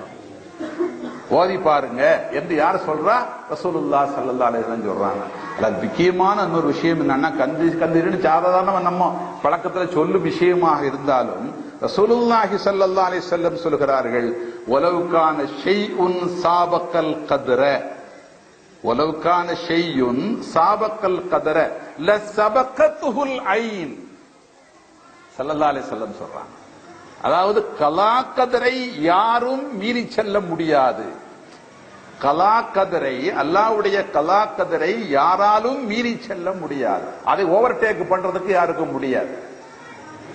ஒரு பேச்சுக்கு கலா கதரையும் கூட ஓவர்டேக் பண்ண முடியும் அப்படின்னு ஒரு வாதத்துக்கு வச்சுக்கிட்டா, அப்படி பண்றது கண்ணுதான் பண்ணும் சொல்ல. அப்படி ஒரு பொருள் அப்படி கடந்து போக முடியும், அதையும் மீறி செல்ல முடியும் அப்படின்னா, அப்படி மீறி செல்லும் பொருள் இந்த கண் திருஷ்டி தான் என்று நபிகள் நாயகம் ஸல்லல்லாஹு அலைஹி வஸல்லம். அவ்வளவு மோசமான சூரியம் செய்வினை அப்படின்லாம் சொல்றாங்கல்ல, அதையெல்லாம் விட கடந்த வலுவுள்ளது இந்த கண்ணு. கண்ணு அவ்வளவு கெட்டது. அது வெறும் கண்ணினுடைய பார்வை அல்ல, அது மோசமான கல்வின் பார்வை. அது கசடு நிறைந்த கல்வின் பார்வை, பொறாமை நிறைந்த கல்வின் பார்வை, அழுக்கு நிறைந்த கல்வின் பார்வை, அசிங்கம் நிறைந்த கல்வின் பார்வை, கொதித்து போன பாதிக்கப்பட்ட கல்வின் பார்வை. அது சாதாரண கண்ணுடைய பார்வை இல்லை. அந்த பார்வையினாலதான் அந்த பாதிப்பு வருது. சாதாரணமான ஹசதா இருந்தா கண் திருஷ்டி சாதாரணமா போயிடும். கொஞ்சம் கடுத்த கண் திருஷ்டியா இருந்ததுன்னு சொன்னா அது சூனியத்தை விட கெட்டதாக. கடுத்த கண் திருஷ்டியா இருந்தா அது சூனியத்தை விட கெட்டதாக. எனவே கண் திருஷ்டிங்கிறது மனித நோய்களுக்கான, பாதிப்புகளுக்கான, நலக்குறைவுகளுக்கான காரணங்களில் அதுவும் ஒன்று. நபிகள் நாயகம் ரசூலுல்லாஹி ஸல்லல்லாஹு அலைஹி சொல்றாங்க. சரி, மூணாவது, மனுஷனுக்கு வேற வகையில பாதிப்பு வராதா? வேற வகையில பாதிப்பு வரலாம். எப்படி வேற வகையில் நலக்குறைவு எப்படி வரலாம்? குடலில பாதிப்பு எப்படி வரலாம் அப்படின்னு சொன்னா, ஏதாவது ஒரு பாம்பு கடிச்சு மனுஷனுக்கு அசௌகரியம் வரலாம், ஒரு தேள் கொட்டி மனுஷனுக்கு அசௌகரியம் வரலாம், ஒரு பூரான் கடித்து மனுஷனுக்கு அசௌகரியம் வரலாம். இது போன்ற ஏதேனும் ஒரு துஷ்ட அல்லது விஷச்சந்துகள் கடிச்சாச்சுன்னா மனுஷனுக்கு அசௌகரியம் வரலாம். இல்ல, அசௌகரியம் மரணம் வரைக்கும் கூட கொண்டு போகலாம். சாதாரணமா அசௌகரியம் இருக்கலாம், கொஞ்சம் அதை விட கூடுதல் அசௌகரியம் இருக்கலாம். அதையும் கடந்து போனா எங்க போயிடலாம்? மனுஷன் இறந்து போயிடலாம். இறப்பு வரைக்கும் மனுஷனை கொண்டு போகிறது மாதிரியும் இந்த பாதிப்பு, இந்த விஷத்தின் பாதிப்புகள் இருக்கலாம். ரசூலுல்லாஹி ஸல்லல்லாஹு அலைஹி வஸல்லம் ஒரு பிரார்த்தனை உண்டு, அல்லாஹும்ம இன்னி அஊது பிக மின் அன் அமூத லதீகன். யா அல்லாஹ், நான் ஏதேனும் விஷப்பொருள் என்னை தீண்டி எனக்கு அந்த வகையில் மரணம் சம்பவிக்காமல் என்னை காப்பாற்றுவாயாக. ஸல்லல்லாஹு அலைஹி வஸல்லம்க்கு அப்படி வரப்போறது இல்லைங்கிறது வேற விஷயம். ஏனால் ஒரு அடியார் என்ற நிலையில், ஒரு பணிவுள்ள அடியார் என்ற நிலையில், ஒரு பக்திமிக்க உயர்ந்த மகா பெரிய அடியார் என்ற நிலையில், அல்லாஹ்வின் அடியார்களில் ஆக பணி உள்ளவர் என்ற ரிகார்டின் அடிப்படையில் ரசூலுல்லாஹி ஸல்லல்லாஹு அலைஹி வஸல்லம் செய்கிற பிரார்த்தனைகள் ஒரு பிரார்த்தனை, அல்லாஹும்ம இன்னி அஊது பிக மின் அன் அமூத லதீகன். நான் இது போன்ற விஷப்பொருள் தீண்டி நான் செய்யக்கூடாது, மௌத்தாயிடக்கூடாது. அதாவது ஒரு விஷயம் என்னன்னா, ஸல்லல்லாஹு அலைஹி வஸல்லம் எல்லா ஆற்றலையும் அல்லாஹ் கொடுத்திருக்கிறான். தௌர் குகையில அபூபக்கர் சித்தீக் ரலியல்லாஹு அன்ஹு தன்னுடைய வேட்டியை கிழிச்சு இருக்கிற ஓட்டைகளை எல்லாம் அடைச்சு அடைபடாமல் விடுபட்ட ஓட்டையை தன் காலால் பொத்தி மறைத்துக் கொண்டு ஸல்லல்லாஹு அலைஹி வஸல்லமை தன் மடி மீது படுக்க வைத்தார்களே, அப்பொழுது அந்த அடைபடாத அந்த பொந்தின் வழியாக வருகிற பாம்பு என்ன செய்து அவர்களை தீண்டும் இல்லையா? அப்ப அதுல விஷம் பரவுது, உடம்பெல்லாம் விஷம் பரவிடுச்சு. அப்ப விஷம் பரவி நீளம் பாவித்து அவர்கள் உடம்பு சூடாகி கண்ணில் இருந்து தண்ணி வடிய, அப்பொழுதும் கைய கால ஆட்டாம அப்படியே ஸல்லல்லாஹு அலைஹி வஸல்லம் இடையூறு, அவர்களுடைய நித்திரைக்கு பாதிப்பு இல்லாமல் இருக்கணும், ஓய்வுக்கு சங்கடம் இல்லாமல் இருக்கணும்னு தன்னை கட்டுப்படுத்திக் கொண்டு இருக்கிற நிலையில் அவருடைய கண் தண்ணீர் ஸல்லல்லாஹு அலைஹி வஸல்லம் மேல் விழுந்து ஸல்லல்லாஹு அலைஹி வஸல்லம் கண் விழித்து பார்த்து அபூபக்கர் சித்திக் ரலியல்லாஹு அன்ஹு நிலைமையை புரிந்து கொண்டு உடனே ரசூலுல்லாஹ் ஸல்லல்லாஹு அலைஹி வஸல்லம் கடிபட்ட இடத்தில் தன் எச்சிலை தொட்டு வைத்து ஸல்லல்லாஹு அலைஹி வஸல்லம் சித்தீக்குல் அக்பர் ரலியல்லாஹு அன்ஹு விஷத்தை இறக்குகிறார்கள். ஸல்லல்லாஹு அலைஹி வஸல்லம் எச்சி பட்டு சோகமாயிடுறாங்க. அப்ப அந்த மகா பெரிய விஷத்தை கூட இறக்கும் சக்தி, அந்த மகா பெரிய பாதிப்பில் இருந்து நிவாரணம் தரக்கூடிய சக்தி ஸல்லல்லாஹு அலைஹி வஸல்லம் எச்சிலுக்கே இருக்கிறது என்கிற பொழுது அவர்களை ஒரு பாம்போ ஒரு தேளோ தீண்டி என்ன சங்கடம் உண்டாக்க முடியும்? முடியாது. இருந்தாலும் ஒரு பக்தியின் விளைவாக ஸல்லல்லாஹு அலைஹி வஸல்லம் கேட்ட பல பிரார்த்தனையில் ஒரு பிரார்த்தனை என்ன பிரார்த்தனைன்னா, அல்லாஹும்ம இன்னி அஊது பிக மின் அன் அமூத லதீகன், நான் மாதிரி தீண்டி நான் என்னுடைய மரணம் சம்பவிக்க கூடாது என்ற ஒரு பிரார்த்தனையை ஸல்லல்லாஹு அலைஹி வஸல்லம் செய்றாங்க. சரி, இத மாதிரி ஒரு அசௌகரியம் சாதாரண மனுஷனுக்கு வரக்கூடாதா? வரலாம். அவர்களை பற்றி சப்ஜெக்ட் இல்ல. அப்ப நமக்கு அந்த அதே பிரார்த்தனை நம்ம செய்யணுங்கிறதுக்காக சொன்ன ஒரு வார்த்தை சொல்லி தர்றதுக்கு தான். நம்ம மாதிரி உள்ள ஆட்கள் அந்த துவாவை ஓதணும். இறைவா, அல்லாஹும்ம இன்னி அஊது பிக மின் அன் அமூத லதீகன் அவ் மினத் தரத்தி, மேல ஸல்லல்லாஹு அலைஹி வஸல்லம் துவா செய்யறாங்க, நான் மேல இருந்து கீழே விழுந்து இறந்துடக்கூடாது, மேல இருந்து கீழே விழுந்து இறந்துடக்கூடாது, அல்ல தண்ணீரில் மூழ்கி மினல் கர்கி, தண்ணீரில் மூழ்கி இறந்து போய் விடக்கூடாது, அவ் மினல் ஹர்கி, நெருப்பில் கரிந்து இறந்து போய் விடக்கூடாது. ஸல்லல்லாஹு அலைஹி இப்படிலாம் பிரார்த்தனை பண்றாங்க. இந்த பிரார்த்தனையுடைய அழுத்தம் என்னவென்றால் நாம் அந்த பிரார்த்தனையை செய்யணும். இந்த உம்மத்துகளுக்கு கற்றுக் கொடுக்கிறது மெயின் நோக்கம் இல்லையா?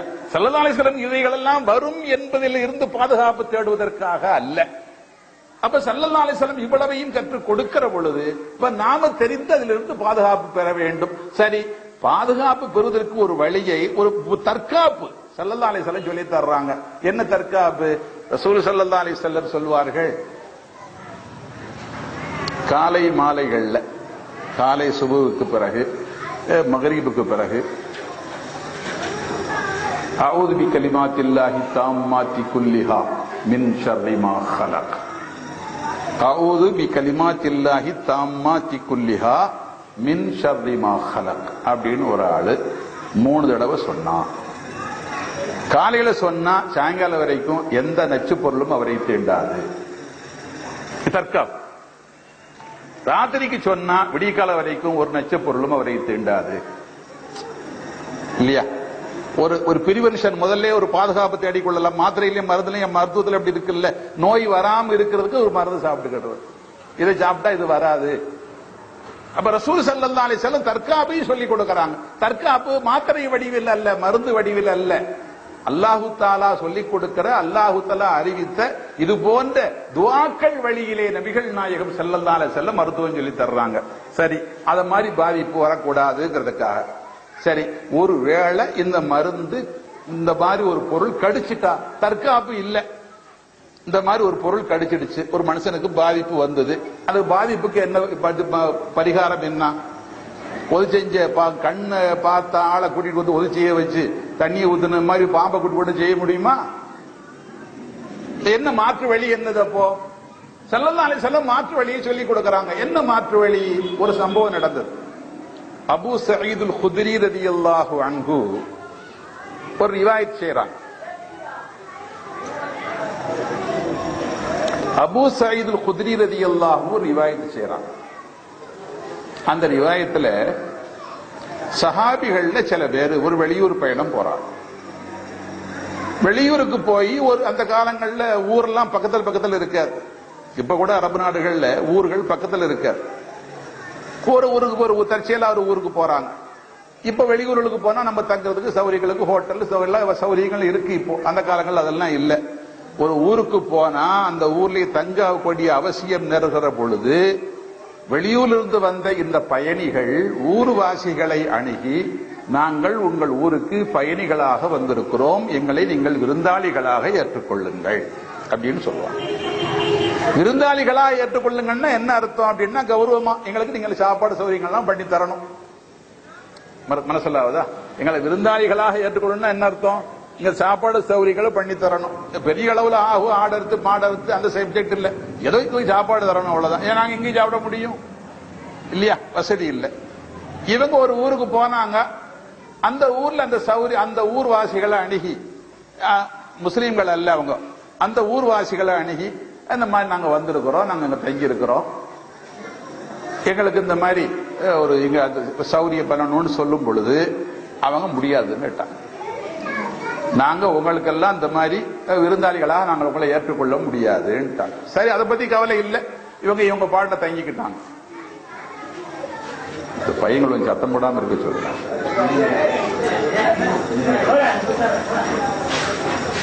அப்போ இவங்க இந்த சஹாபிகள் தங்கி இருக்கிற திடீர்னு ஊர்ல உள்ள உடனே இல்லை, கொஞ்சம் லேட்டா ஊர்ல உள்ள சில பேர் வேகமா ஓடி வர்றாங்க. வந்து என்ன விஷயம், ஊர்ல ஒரு முக்கியமான ஆள், அவர் தான் எங்களுக்கு தலைவர், அவருக்கு ஒரு விஷ பொருள் தீண்டி ஒரு பாம்பு கடிச்சு விஷம் ஏறிடுச்சு, எங்களுக்கு தெரிந்த மாற்று வழிகளை எல்லாம் நாங்கள் செய்து பார்த்து விட்டோம், ஆனா சரியா ஆகல, உங்களுக்கு ஏதாவது வழிவகை தெரிஞ்சா பரிகாரம் செய்யுங்க அப்படின்னு கேட்டுக்கிறாங்க. அப்ப இந்த சஹாபிகள் அப்படி கேட்டு வந்தவர்களிடத்தில் ஒரு கருத்தை பரிமாறுறாங்க. நாங்க உங்கள்கிட்ட வந்து எங்களை நீங்க விருந்தாளிகளாக ஏற்றுக்கொள்ள வேண்டும் என்று நாங்க கோரிக்கை வச்ச பொழுது மனிதாபிமானமா கூட நீங்க அதை என்ன செய்யல, ஏற்றுக்கொள்ள இல்லை. இப்ப நீங்க உங்களுக்கு பாதிப்புன்னு வந்த உடனே எங்கள்கிட்ட நீங்க ஓடி வர்றீங்க, நாங்க சாதாரணமா நாங்க ஏற்றுக்கொள்ள மாட்டோம், நாங்க பரிகாரம் செய்யறோம், ஆனா பரிகாரத்திற்கு நீங்கள் ஒரு என்ன செய்யணும், எங்களுக்கு மாற்று, எங்களுக்கு நீங்க ஒரு பரிகாரம் தரணும். என்ன பரிகாரம்? ஏதாவது எங்களுக்கு பொருள் தந்தாவணும், சும்மா நாங்க செய்ய மாட்டோம், ஃபீஸ் தரணும்ட்டாங்க. அப்ப என்ன தருவோம்? நாங்க ஒரு ஆட்டு மந்தையே உங்களுக்கு தருவோம். அந்த காலங்களில் அதானே இருக்கும். மின்னல் ஹபீபுங்கிறது வேற ஒண்ணு பைசாவெல்லாம் ஒண்ணு இருக்காது பெருசா. எங்கள்கிட்ட ஒரு ஆட்டு மந்தையே நாங்க உங்களுக்கு தருவோம்னு அவங்க என்ன செய்யறாங்க, முடிச்சு ஒரு ஒப்பந்தம் பண்றாங்க. அப்படியே ஒரு சஹாபிங்கிறது போறாங்க, ஒரு சஹாபி தான் இங்க இருந்து போனாரு, போய் ஓதி பார்த்து தண்ணி எல்லாம் கொடுத்த உடனே மறு நிமிஷம் எழுதிச்சு உட்கார்ந்துட்டாரு, விஷம் போன இடம் தெரியல, சரியாயிடுச்சு. அவளுக்கு சந்தோஷம். பேசினபடி ஒரு ஆட்டு மந்தையை கொடுத்துட்டாங்க, ஆட்டை ஓட்டிக்கிட்டு வந்தாச்சு. அப்ப இருக்கிற சஹாபிகள்ல ஒரு சஹாபி சொல்றாங்க, இப்ப நம்ம எல்லாரும் ஆளு கொஞ்சமா அதை பங்கு வச்சு ஊர்ல போய் எடுத்துக்கிடுவோங்கிறாங்க. அது இருக்கட்டும், முதல்ல நடந்திருக்கு, நம்ம ஓதி பார்த்தோம், அவரு சுகமாயிட்டாரு, இப்ப நம்ம ஆளுகள் எல்லாம் முயற்சிக்கிட்டு நம்ம கொண்டு போய் மதீனாவுக்கு போயிட வேண்டியது, விஷயத்தை கொண்டு ஸல்லல்லாஹு அலைஹி வஸல்லம் சொல்ல வேண்டியது. ஓதி பார்த்து சரியான விஷயத்தை பத்தி சிக்கல் ஒண்ணு இல்லை, அது யதார்த்தமான விஷயம். ஆடை கேட்டு வாங்கி இருக்கிறோம், இந்த ஆடு நமக்கு சரியா வாங்கினது, இதுக்கு கூலியாக ஆடு வாங்கியிருக்கிறோம் இல்ல, இது சரியா அப்படிங்கறது போல தெளிவுபடுத்திக் கொள்ளணும், அதுக்கு பிறகுதான் பங்கு வைக்கிற வேலைன்ட்டார் அவர். அது சஹாபி அப்படி சொல்லவும் மதீனாவுக்கு போயாச்சு. ஸல்லல்லாஹு அலைஹி வஸல்லம் கொண்டு போய் விஷயத்தை போய் எல்லாம் ஒப்படைச்சு ஆடையும் முடி நிப்பாட்டியாச்சு. ரசூலுல்லாஹி ஸல்லல்லாஹு அலைஹி வஸல்லம் எல்லாத்தையும் கேட்டுட்டு, அஸப்தும் இன்னக்கும் கத் அஸப்தும், இங்க செஞ்ச வேலை சரியான வேலை, இங்க செஞ்ச வேலை சரியான வேலை, இங்க செஞ்ச தப்பு ஒண்ணு இல்ல, இக்தஸிமு ஆடை பங்கு வச்சு எடுத்துக்கிடுங்க, அங்க போன ஆட்கள் என்ன செய்யுங்க, ஆடை பங்கு வச்சு எடுத்துக்குங்க. அது மாத்திரமல்ல, ஸல்லல்லாஹு அலைஹி வஸல்லம் அதோடு சொல்ல இல்ல, உதரிபு லீ ஸஹ்மன் மின்ஹு, எனக்கு ஒரு பங்கு தந்து, அதாவது இது எனக்கும் உகப்பானதுதான் என்று காட்ட ஆசைப்பட்டில்ல, ஆட்டு மேல ஆசைப்பட்டில்ல, எனக்கு இது உகப்பானது, நான் இதை விரும்புகிறேன் என்று காட்ட ஸல்லல்லாஹு அலைஹி வஸல்லம் என்ன செஞ்சுட்டாங்க, உதரிபு லீ ஸஹ்மன் மின்ஹு, எனக்கு ஒரு பங்கு தந்துருங்கன்ட்டாங்க. அதே மாதிரி காரியம் நடந்துன்னு வைங்களா, வேற விஷயம். அப்ப இதுக்கு பரிகாரம் என்ன? இது மாதிரி உள்ள விஷகடிகளுக்கான பரிகாரம் இந்த ஓதி பார்க்கறதா பரிகாரம். ஓதி பார்த்து ஹதியா கொடுத்தா இதெல்லாம் ரூபா வாங்கிட்டு செய்யறாங்கன்னு சொல்லக்கூடாது. இந்த வாங்குறதா கருத்து சொல்ல, வாங்கணும்னு சொல்ல இல்லை, வாங்கணும்னு சொல்ல இல்லை, வாங்குறாங்கிற வாதத்தை குத்தியும் நான் சொல்ல இல்லை. பொதுவா மார்க்கத்தை அனுமதிக்கிறதா இல்லையான்னு அனுமதிக்கிறது, அவ்வளவுதான். சப்ஜெக்ட் என்னன்னா மார்க். அது எப்படி சும்மா ஓதி பார்த்து சுப்பு உட்கார்ந்து இருக்க முடியுமா? இந்த மாதிரி கொடுத்தா அவரு ஜீவனாம்சம் நடக்கணும் இல்லையா? அப்ப அதனால அதையும் செய்யத்தான் வேணும், அது வேற விஷயம். மார்க்கம் அதை அனுமதிக்கிறது. சரி, பாதிப்பு என்பதற்கான இந்த காரணத்தை தாண்டி இன்னொரு காரணத்துக்கு போனா, நம் கண்ணுக்கு புலப்படாத சில வேற அசௌகரியம், நம் கண்ணுக்கு புலப்படாத வேற சில மனுஷனுக்கு நோய்க்கான காரணங்கள் என்ன? வேற காரணம் ஜின்னு ஷைத்தான் இருக்கு. ஜின்னும் இருக்கு, ஷைத்தானும் இருக்கு. ரெண்டையும் நம்ம ஒத்துக்கொண்டிருக்கிறோம் இல்லையா? அல்லாஹ்வுடைய படைப்புகள்ல நம்ம மாதிரி உள்ள படைப்பு, நம்ம மாதிரின்னா நம்ம மாதிரி முக்கல்லஃபீன்கள், நம்மை போல் மார்க்கத்தின் சட்ட திட்டங்கள் அனைத்தும் விதிக்கப்பட்ட, நடைமுறைப்படுத்த வேண்டும் என்று ஆணையிடப்பட்ட இன்னொரு சமூகம் ஜின்னு. நமக்கு எப்படி ஈமான் கொள்ளணுங்கிற கடமை, ஈமானுக்கு பின்னால் உள்ள கடமைகள் எல்லாம் உண்டோ, அதுபோல் யாருக்கும் உண்டு, ஜின்னுகளுக்கும் உண்டு. வமா ஹலக்துல் ஜின்ன வல் இன்ஸ இல்லா லியஅபுதூன். இந்த இபாதத்து நமக்கு திரும்ப இல்ல, இன்சுக்கு உண்டு, ஜின்னுக்கு உண்டு. இன்சுக்கு மாதிரி ஜின்னுக்கு இருக்கு. அப்ப ஜின்னுன்னு ஒரு படைப்பு இருக்கு இல்லையா? அவங்க காக்கா தம்பி தான் ஷைத்தான். இந்த படைப்புங்கிற விஷயத்துல அடிப்படையில் அவளுக்கு காக்கா தம்பி தான் யாரு ஷைத்தான்ங்கிறது. ஆனா அந்த ஷைத்தான்ங்கிறது உடைய அடிப்படை வேற, நடைமுறை. இந்த சட்டம்லாம் யாரு ஷைத்தானுக்கு ஈமான் கொள்ளுங்கிறது, தொழுகிறதெல்லாம் யாருக்கு இல்ல, ஷைத்தானுக்கு இல்ல. ஜின்னுகளுக்கு இந்த விதி உண்டு. ஆனால் இந்த ரெண்டு பேரும் படைப்பின் அடிப்படையில் ரெண்டு பேருமே காக்கா தம்பி தான். ஜின்னையும் பார்க்க முடியாது, ஷைத்தானையும் பார்க்க முடியாது. ஜின்னையும் பார்க்க முடியாது, ஷைத்தானையும் பார்க்க முடியாது. சரி, ஜின்னுங்கிறதுல எத்தனை வகை இருக்குது அப்படின்னா, நம்மால் பார்க்க முடியாத ஒரு இனம். ஜின்னுல எத்தனை வகை இருக்குது? அல் ஜின்னு ஸலாஸத்து அஸ்ஸனாஃபின் கால ரசூலுல்லாஹி ஸல்லல்லாஹு அலைஹி வஸல்லம். ஜின்னுல 3 வகை இருக்கு.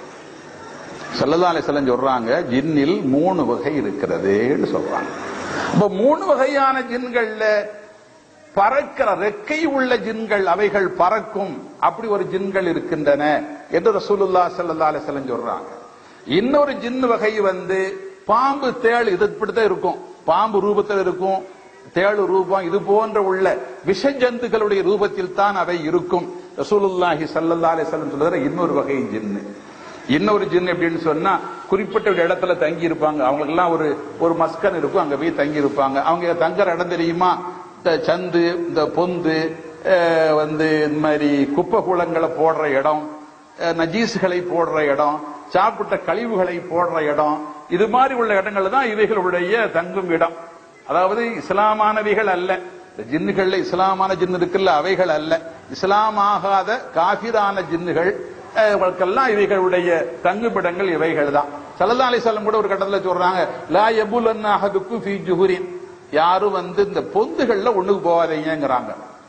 அப்ப அதுக்கு சில காரணம், உள்ள ஏதாவது பாம்பு இருக்கும், விஷப்பொருளுக்கும் டக்கு வெளியில வந்துரும், அது அசௌகரியத்தை உண்டாக்கும், கடிச்சிரும் அப்படின்னு ஒரு கருத்து. ஆனால் கத்தாதா ரலியல்லாஹு அன்ஹு சொல்றாங்க, ஸல்லல்லாஹு அலைஹி வஸல்லம் இதை சொன்னதுக்கான காரணங்கள்ல ஒரு காரணம் என்னவென்றால், இந்த ஜுஹுர், இந்த பொந்து ஜின்னுகளுடைய மஸ்கன், ஜின்னுகள் குடியிருக்கும் உள்ள. ஜின்னுன்னா எந்த ஜின்னு குடியிருக்கும்? பாம்பு ஜின்னு தானே. ஜின்னு பாம்பாவும் இருக்கும் இல்ல, ஜின்னு தேளாவும் இல்ல இருக்கும் இல்ல. அது தேளை தேளாக பார்க்காமல் தேளை ஜின்னாக பார்ப்பது, பாம்பை பாம்பாக பார்க்காமல் பாம்பை ஜின்னாக பார்ப்பது, இதுதான் ஜின்னுகள் இப்படியும் இருக்கும். அதனால சாதாரணமா நம்ம பாம்பை பாம்பாக பார்க்காம ஜின்ன ஜின்னாக பார்க்கிறது, ஜின்னாக பார்க்கணும். தேளை தேளாக பார்க்காம ஜின்னாக பார்க்கணும். பார்த்துட்டு ஓடிடக்கூடாது, பார்த்து கவனமா நடக்கணும். அப்ப இது மாதிரி ஜின்னுகள்ல பல வகை இருக்கிறது என்று ரசூலுல்லாஹி ஸல்லல்லாஹு அலைஹி வஸல்லம் சொல்றாங்க. இதனுடைய இது போலதான் ஷைத்தான். அப்ப இந்த மாதிரி ஜின்னுகளால என்னென்ன பாதிப்பு வரலாம் மனுஷனுக்கு? ஜின்னுகள் என்ன அப்படின்னா, அல்லாஹ்வே குர்ஆன்ல சொல்றது மாதிரி, அதை ஜின்னுகள் எதிலிருந்து படைக்கிறது? மின் மாரிஜின் மின்னார். அல்லாஹ் குர்ஆன்ல சொல்றான், ஜின்னு எங்கிருந்து படைக்கப்பட்டது? மின் மாரிஜின் மின்னார், நெருப்பினுடைய ஜுவாலை விளிம்பிலிருந்து படைக்கப்பட்டன அல்லாஹ் சொல்றான். நெருப்பு கல்ல எரியுது, நீல கலர்ல ஜுவாலை வருது, அந்த ஜுவாலையில் இருந்துதான் ஜின்கள் படைக்கப்பட்டன. அப்ப இந்த ஜுவாலை என்பது காற்றோடு கலந்து அப்படி போயிடுது. அப்ப கிட்டத்தட்ட ஒரு காற்று தன்மை உடைய படைப்பினங்கள்ல நெருப்பு அசலாக இருந்தாலும் காற்று தன்மை ஜின்கள்ல இருக்கு. அப்ப காற்றுங்கிறது தன்மை வர்ற பொழுது இது எங்கேயும் உள்ள ஊடுருவிடும். மூச்சு வழியா, வாய் வழியா, உடம்புல ஊடுருவிடும். ஊடுருவி ஒரு மனுஷனுடைய உடம்புக்குள்ள காற்றாக இருந்து உடலுக்குள்ள ஊடுருவி மூளையில போய் நிக்கலாம். மனுஷனுக்கு மூளையில மண்டவலி, தலைவலி, தலையில சௌகரியம் மனுஷனுக்கு வரலாம். கைக்குள்ள போய் ஊடுருவி நிக்கலாம், கை வலி வரலாம். காலில் போய் ஊடுருவி நிக்கலாம், கால் வலி வரலாம். முழு உடம்புலையும் போய் கலந்துடலாம், முழு உடம்பும் வலிக்கலாம். என்ன அங்க போய் ட்ரீட்மெண்ட் பண்ணிக்க பார்த்தேன், இங்க போய் டாக்டர்கிட்ட காட்டினேன், அந்த டாக்டர்கிட்ட காட்டினேன், ஸ்கேன் எடுத்தேன், எக்ஸ்ரே எடுத்தேன், அதை பார்த்தேன், அந்த டெஸ்ட் பார்த்தேன், ஒன்னும் சரியாகி வர இல்லை அப்படின்னு சில பேர் ஓதி பார்க்க வர்றாங்கல்ல, சில அல்லப்பமார்கள்ட்ட ஓதி பார்க்க போறாங்கல்ல. அப்ப அந்த மாதிரி வர்ற பொழுது இது காரணம் என்ன? ஒருவேளை இப்படி இருக்கலாம். சில பேர் நான் அங்க போனேன் இங்க போனேன் சரியா வரல ஓதி பார்க்கணும்னா, சில பேர் இந்த சௌரியமா முடிக்கிறதுக்கு ஓதி பார்க்க வர்றது உண்டு. டாக்டர் போன சில தினங்கள் வரத்தானே செய்யும், எல்லாராலையும் அது போக முடியாது இல்லையா? எல்லாருமே 1000-2000 கிலோ ஸ்கேன் எடுத்துட்டு இருக்க முடியுமா? அப்போ அதனால இது மாதிரி கொஞ்சம் ஓதி பார்த்து சௌரியமா நல்லதானே ஒரு வகைக்கு. அப்போ அதே மாதிரி இந்த ஜின்னு ஷைத்தான்களாலேயும் மனிதனுக்கு நலக்குறைவு வருகிறது. ஸல்லல்லாஹு அலைஹி வஸல்லம் சொல்லுவாங்க, இந்த ஜின்னு ஷைத்தான்களால் நலக்குறைவுல இருந்து பாதிப்பு. சாதாரண இந்த மாலை மங்கல், இந்த மகரிபுக்கு வக்து இருக்குல்ல, மகரிபு வக்து, இந்த பாங்கு சொல்றதுக்கு முன்னால் உள்ள இந்த வக்துல என் வீட்டு கதவை அடைச்சிருங்க, அகலியக்குள்ள அபுவாப், வீட்டு கதவை அடைச்சிருங்க, திறந்து வைக்காதீங்க, உங்க பிள்ளைகளை வெளியில விடாதீங்க. யார் சொல்றா? ஸல்லல்லாஹு அலைஹி வஸல்லம் சொல்றாங்க. ஏன்னா இந்த ஜின்னுகள் எல்லாம் அங்கங்க நம்ம வேலையை ஆட்ட ஓட்டத்தை ஆரம்பிக்கிறதுக்கு புறப்பட தயாராகி இருக்கிற நேரம் அது. அப்ப இந்த பிள்ளைகளுக்கு பாதிப்பு வரும். அப்ப மனுஷனுக்கு ஏற்படுற பாதிப்புகள்ல மிக முக்கியமான பாதிப்பு ஜின்னால வரக்கூடிய பாதிப்பு. அப்படி ஜின்னால வரக்கூடிய பாதிப்புன்னு ஒரு வகை. இப்ப அதை பத்தி நம்ம பெருசா பேச வேணாம். சரி, இப்போ இன்னொரு சப்ஜெக்டுக்கு போனா, மனுஷனுக்கு வரக்கூடிய பாதிப்புகள், மனுஷனுக்கு மனிதன் விரோதி, அவனுக்கு அவன் விரோதி, அடுத்து மனுஷனுக்கு இன்னொரு விரோதி யாருன்னா கூட இருக்கிறவங்க விரோதி. மனுஷனுக்கு விரோதிங்கிறது ஒண்ணு, அழகா அதுவிக்க நப்சுக்க. ஸல்லல்லாஹு அலைஹி வஸல்லம் சொன்னாங்க, உனக்கு விரோதி நீந்தான்னாங்க, உனக்கு விரோதி நீந்தான்னு சொன்னாங்க. இப்ப ரசூல் ஸல்லல்லாஹு அலைஹி வஸல்லம் இப்ப மனுஷனுக்கு விரோதி யாருன்னு சொன்னா, ஹாசிதின் இதா ஹசது. அந்த ஹசதுன்னு ஒண்ணு வந்த உடனே, ஹசதுன்னு வந்த உடனே இந்த ஜின்னு செய்யற வேலைகளை எல்லாம் யாரு பண்ணிடுறான்னா மனுஷனும் பண்ணிடுறான். மினல் ஜின்னத்தி ஒன்னாசு, தப்பு பண்ற ஆட்கள் ஜின்னிலையும் உண்டு இன்சிலையும் உண்டு. அல்லாஹ் சொல்றான், குர்ஆன் அதை பண்ணி முடிச்சுட்டான். குர்ஆன் சூரால முடிவு கடைசியாக மினல் ஜின்னத்தி ஒன்னாஸ். இந்த தப்பு பண்ற மனுஷனுக்கு இடையூறு பண்ணக்கூடிய, சக முஸ்லிமுக்கு இடையூறு பண்ணக்கூடிய, சக சகோதரனுக்கு துன்பம் விளைவிக்கக்கூடிய, சக சகோதரிக்கு இடையூறு விளைவிக்கக்கூடிய வேலையை செய்யக்கூடிய இந்த இடையூறு தெரியாம உள்ள நுழைவதில் ஜின்னு வேலை. ஜின்னுடைய வேலை என்னது? நான் யாருன்னு அடையாளப்படுத்தி கொண்டு என்ன ஜின்னு யார்ட்டையும் மோத வர்றதில்லை. நல்ல கவனிக்கணும். எந்த ஜின்னும் தன்னை யார் என்று அடையாளப்படுத்தி கொண்டு எந்த மனுஷனுக்கு இடையூறு விளைவிக்க வர்றதில்லை. அது அறியாப்புறத்தில் தான் உள்ள போகுது உடம்புக்குள்ள. சரியா? அதே மாதிரி மனுஷன் இன்னொரு மனுஷனை விரோதியாக கருதுகிற பொழுது, அல்லது மனுஷி இன்னொரு மனுஷியை விரோதியாக கருதுகிற பொழுது, அறியாப்புறத்தில் இருந்து தப்பு பண்ண வர்றாங்க. இந்த தப்பு வர்ற பொழுதுதான் இந்த வஞ்சனை, சூனியம் இதெல்லாம் உருவாகுது. இதுலதான் எப்ப உருவாகுதுன்னா வஞ்சனை சூனியம் உருவாகுது. வஞ்சனை சூனியம் என்னங்கிறத பத்தி அதை பத்தி நம்ம விரிவா இப்ப ஆராய்ச்சி பண்ண வேண்டிய தேவையில்லை. அந்த காலத்துல, இந்த காலம் இல்ல, ஆயிரக்கணக்கான வருஷங்களுக்கு முன்னாலேயே சிஹ்ருன்னு ஒண்ணு இருக்கு. இந்த மனுஷனுக்கு மனுஷன் விரோதம் பண்றது, மனுஷனுக்கு மனிதன் இடையூறு பண்ணுவது, மனிதனுக்கு மனிதன் வஞ்சிப்பது, துரோகம் செய்வது அப்படிங்கிறது சமீபகால வாழ்க்கை நடைமுறைகள் என்று எடுத்துக்கொள்ளக்கூடாது. பழைய காலங்களில் இது ஒரு பெரிய வித்தையாகவே, ஒரு பெரிய கலாச்சாரமாகவே பரவி இருந்தது. மூசா அலைஹிஸ்ஸலாம் காலத்து செய்தியை குர்ஆன்ல அல்லாஹ் விரிவாக சொல்லி காட்டுறான் இல்லையா? மூசா அலைஹிஸ்ஸலாம் காலத்துல அல்லாஹ் விரிவாக சொல்லி காட்டுகிறான். அப்ப விரிவாக சொல்லி காட்டும் செய்தியில அல்லாஹ் ஒரு உண்மையை நமக்கு என்ன சொல்றான்னா, என்ன சொன்னாலும் சரி, கால மூசா மாஜித்தும் பிஹி ஸிஹ்ரு இன்னல்லாஹ ஸயுப்திலுஹு இன்னல்லாஹ லா யுஸ்லிஹு அமலல் முஃஸிதீன். அந்த சூனியக்காரர்களை பார்த்து மூசா நபி அலைஹிஸ்ஸலாம் சொன்னார்கள், கால மூசா மா ஜிதும் பிஹி ஸிஹ்ரு, சூனியக்காரர்களே நீங்கள் செய்த சூனியம் அது சூனியம், நீங்கள் செய்த காரியம் சூனியம், அது மனிதர் நீங்களா செய்யற வித்தை, அது மா ஜிதும் பிஹி ஸிஹ்ரு இன்னல்லாஹ ஸயுப்திலுஹு, அல்லாஹ் அதை பாத்திலாக்கி அழிப்பான். உங்கள் சூனியத்தை அல்லாஹ் பாத்திலாக்கி அழிப்பான். இன்னல்லாஹ சயுபத்திலுஹு இன்னல்லாஹ லா யுஸ்லிஹு அமல் முஃப்ஸிதீன். உங்களை மாதிரி ஃபசாதக்காரர்களுடைய அமலை அல்லாஹு தஆலா ஒரு காலம் ஒழுங்காக்க மாட்டான். யார் சொல்றா? மூசா அலைஹிஸ்ஸலாம். அப்ப அந்த காலத்திலேயே இந்த சூனியம் விரிவான ஒரு பெரிய அல்லாஹ் அதை பாத்திலாக்கி அழிப்பான். உங்கள் சூனியத்தை அல்லாஹ் பாத்திலாக்கி அழிப்பான். இன்னல்லாஹ சயுபத்திலுஹு இன்னல்லாஹ லா யுஸ்லிஹு அமல் முஃப்ஸிதீன். உங்களை மாதிரி ஃபசாதக்காரர்களுடைய அமலை அல்லாஹு தஆலா ஒரு காலம் ஒழுங்காக்க மாட்டான். யார் சொல்றா? மூசா அலைஹிஸ்ஸலாம். அப்ப அந்த காலத்திலேயே இந்த சூனியம் விரிவான ஒரு பெரிய தொழிலாக ஒரு கூட்டம் கூட்டமா வச்சு நடந்திருக்கு இந்த சூனிய வேலை அப்படிங்கிறது. அது காலங்காலமாகவே நடந்து வந்திருக்கிறது. இது ஒரு காலத்துல ஒரு நாட்டுல ஒரு பகுதியிலன்னு இல்ல, உலகத்துல எல்லா பகுதியிலேயும் இந்த வேலை நடந்திருக்குது, இந்த சித்து வேலை. சரி, ரசூலுல்லாஹி ஸல்லல்லாஹு அலைஹி வஸல்லம் அவர்களுக்கும் சூனியம் செய்யப்பட்டது என்பதை குர்ஆன் வழியாகவும் ஹதீஸ் வழியாகவும் நமக்கு நிரூபணங்கள் இருக்கின்றன. அப்ப இந்த சூனியம் என்பது எதனால் அப்படின்னா, அதுக்கு மெயின் காரணம் முதல்ல நாம் குறிப்பிட்டது போல, மனிதனை மனிதன் ஏதோ ஒரு காரணத்திற்காக பகைக்கிற பொழுது, மனிதனை மனிதன் ஏதோ ஒரு காரணத்திற்காக வெறுக்கிற பொழுது, அவன் நமக்கு விரோதி என்று இவன் கருதுகிற பொழுது, அல்லது அவரது நல்வாழ்க்கை அவன் சிறப்பாக வாழ்வது இவனுக்கு பிடிக்காத பொழுது, அவன் வசதியாக இருப்பது இவனுக்கு பிடிக்காத பொழுது, அவன் செழிப்பாக இருப்பது இவனுக்கு பிடிக்காத பொழுது, அவன் வர்த்தகம் நல்ல முறையில் நடப்பது இவனுக்கு பிடிக்காத பொழுது, இவன் என்ன செய்யறான்? அதை ஓக்கணும், அதை அவனை ஓக்கணுங்கிற பொறாமை மேலே ஓங்குகிற பொழுது தப்பு செய்யணுங்கிற முடிவுக்கு வர்றான். செய்வதற்குன்னு சில பேர் இருக்கிறாங்க உலகத்துல. அந்த காலத்துல இருந்தது மாதிரி இந்த காலங்கள்ல இருக்கிறான். எந்த ஊர்ல இல்ல, எல்லா ஊர்லயும் இருக்கிறான். இல்ல, நாம வருத்தப்படுற மிக முக்கியமான விஷயம் என்னன்னா, இதுல நம்ம சமூக பார்வை.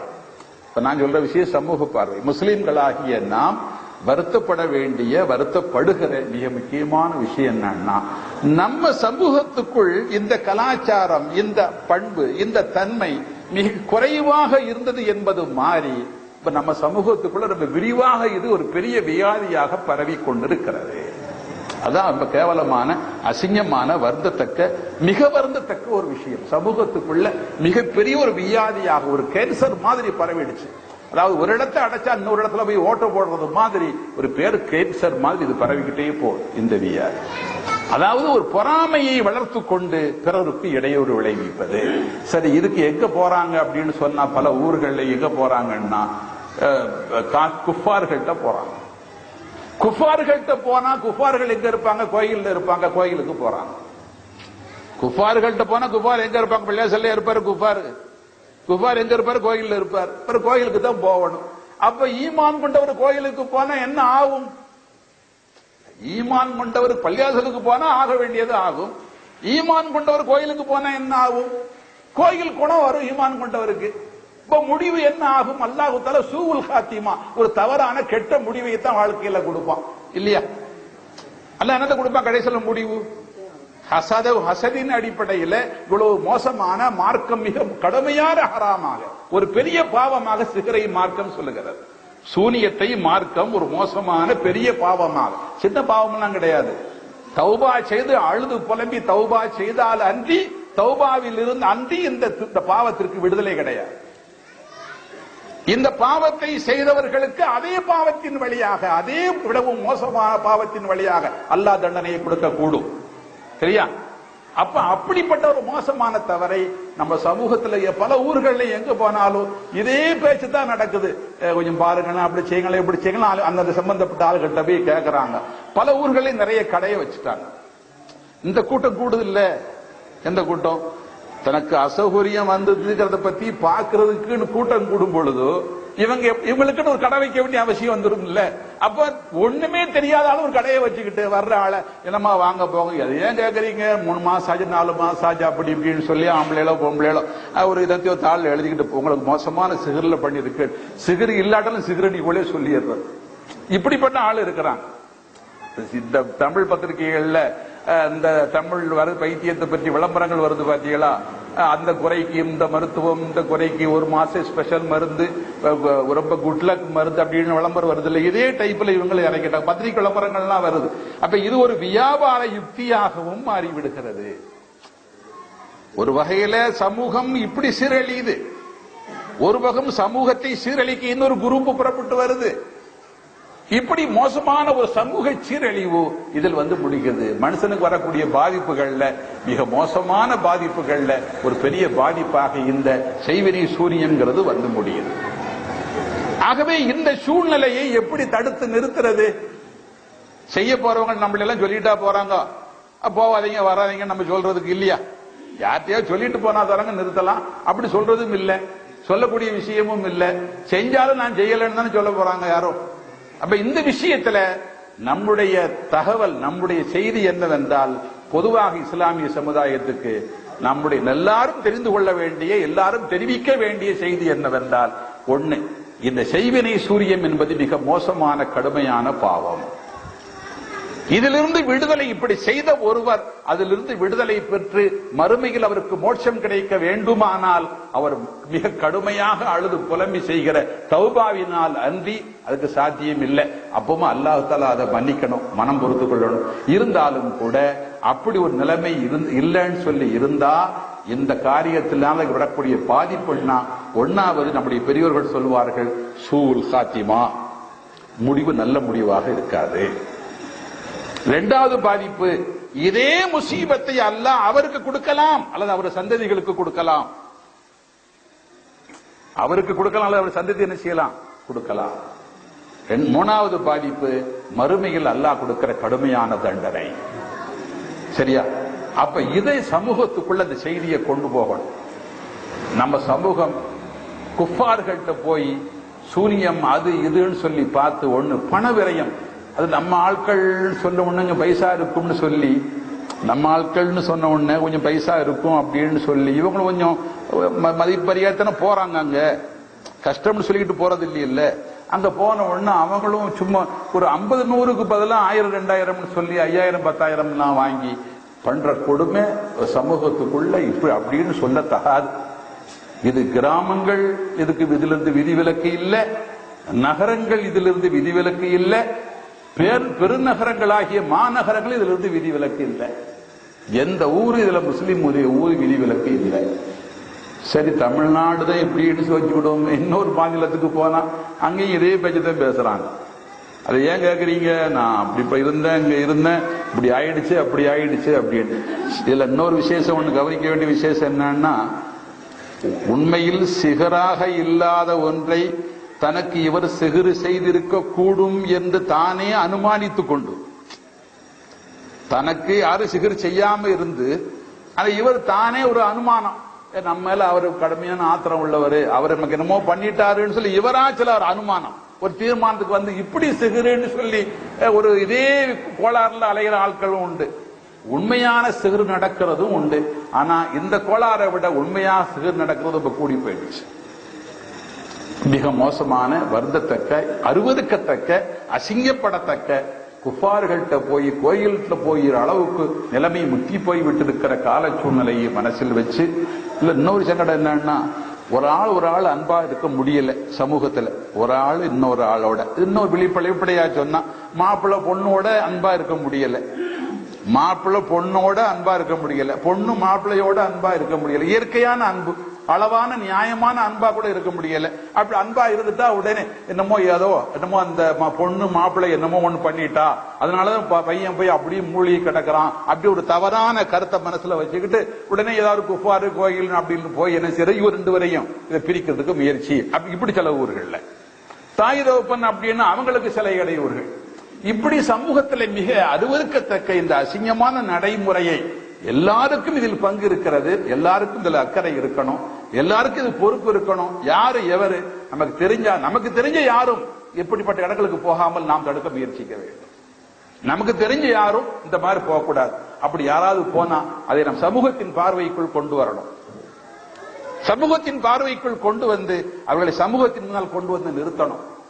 சமூகத்தில் அப்படி ஒரு முடிவு வந்தா தான் இது மாதிரி உள்ள கோளாறுகள் சமூகத்தில் நீங்கும். அதை விடவும் முக்கியமாக செய்ய வேண்டியது அனாவசியமான பொறாமை, அனாவசியமான போட்டி, அனாவசியமான கசப்புணர்ச்சி, அனாவசியமான காழ்ப்புணர்ச்சி ஏற்படாமல் சமூகம் ஒன்றுக்கொன்று பற்றாக, பாசமாக, அந்யோன்யமாக ஒருவருக்கொருவர் விட்டுக் கொடுத்து சகோதர வாஞ்சியோடு நாம் எல்லாம் முஸ்லிம்கள், நாம் எல்லாம் உம்மத்தே முகமதியாக்கள் அப்படிங்கிற உணர்வோடு நம்முடைய சமூகம் ஒரு கட்டுக்கோப்போடும் அமைப்போடும் இருக்கணும். அப்படிலாம் இருக்க நாம் முயற்சிக்க வேண்டும், தண்டிக்க வேண்டும். அல்லாஹ் சுப்ஹானஹு வ தஆலா அதற்கு தௌஃபீக் செய்வானாக. ஸல்லல்லாஹு அலைஹி வஸல்லம் பரக்கத்தை கொண்டு துஆ செய்து என்னுடைய வார்த்தைகளை நிறைவு செய்கிறேன். நன்றி. வஸ்ஸலாமு அலைக்கும்.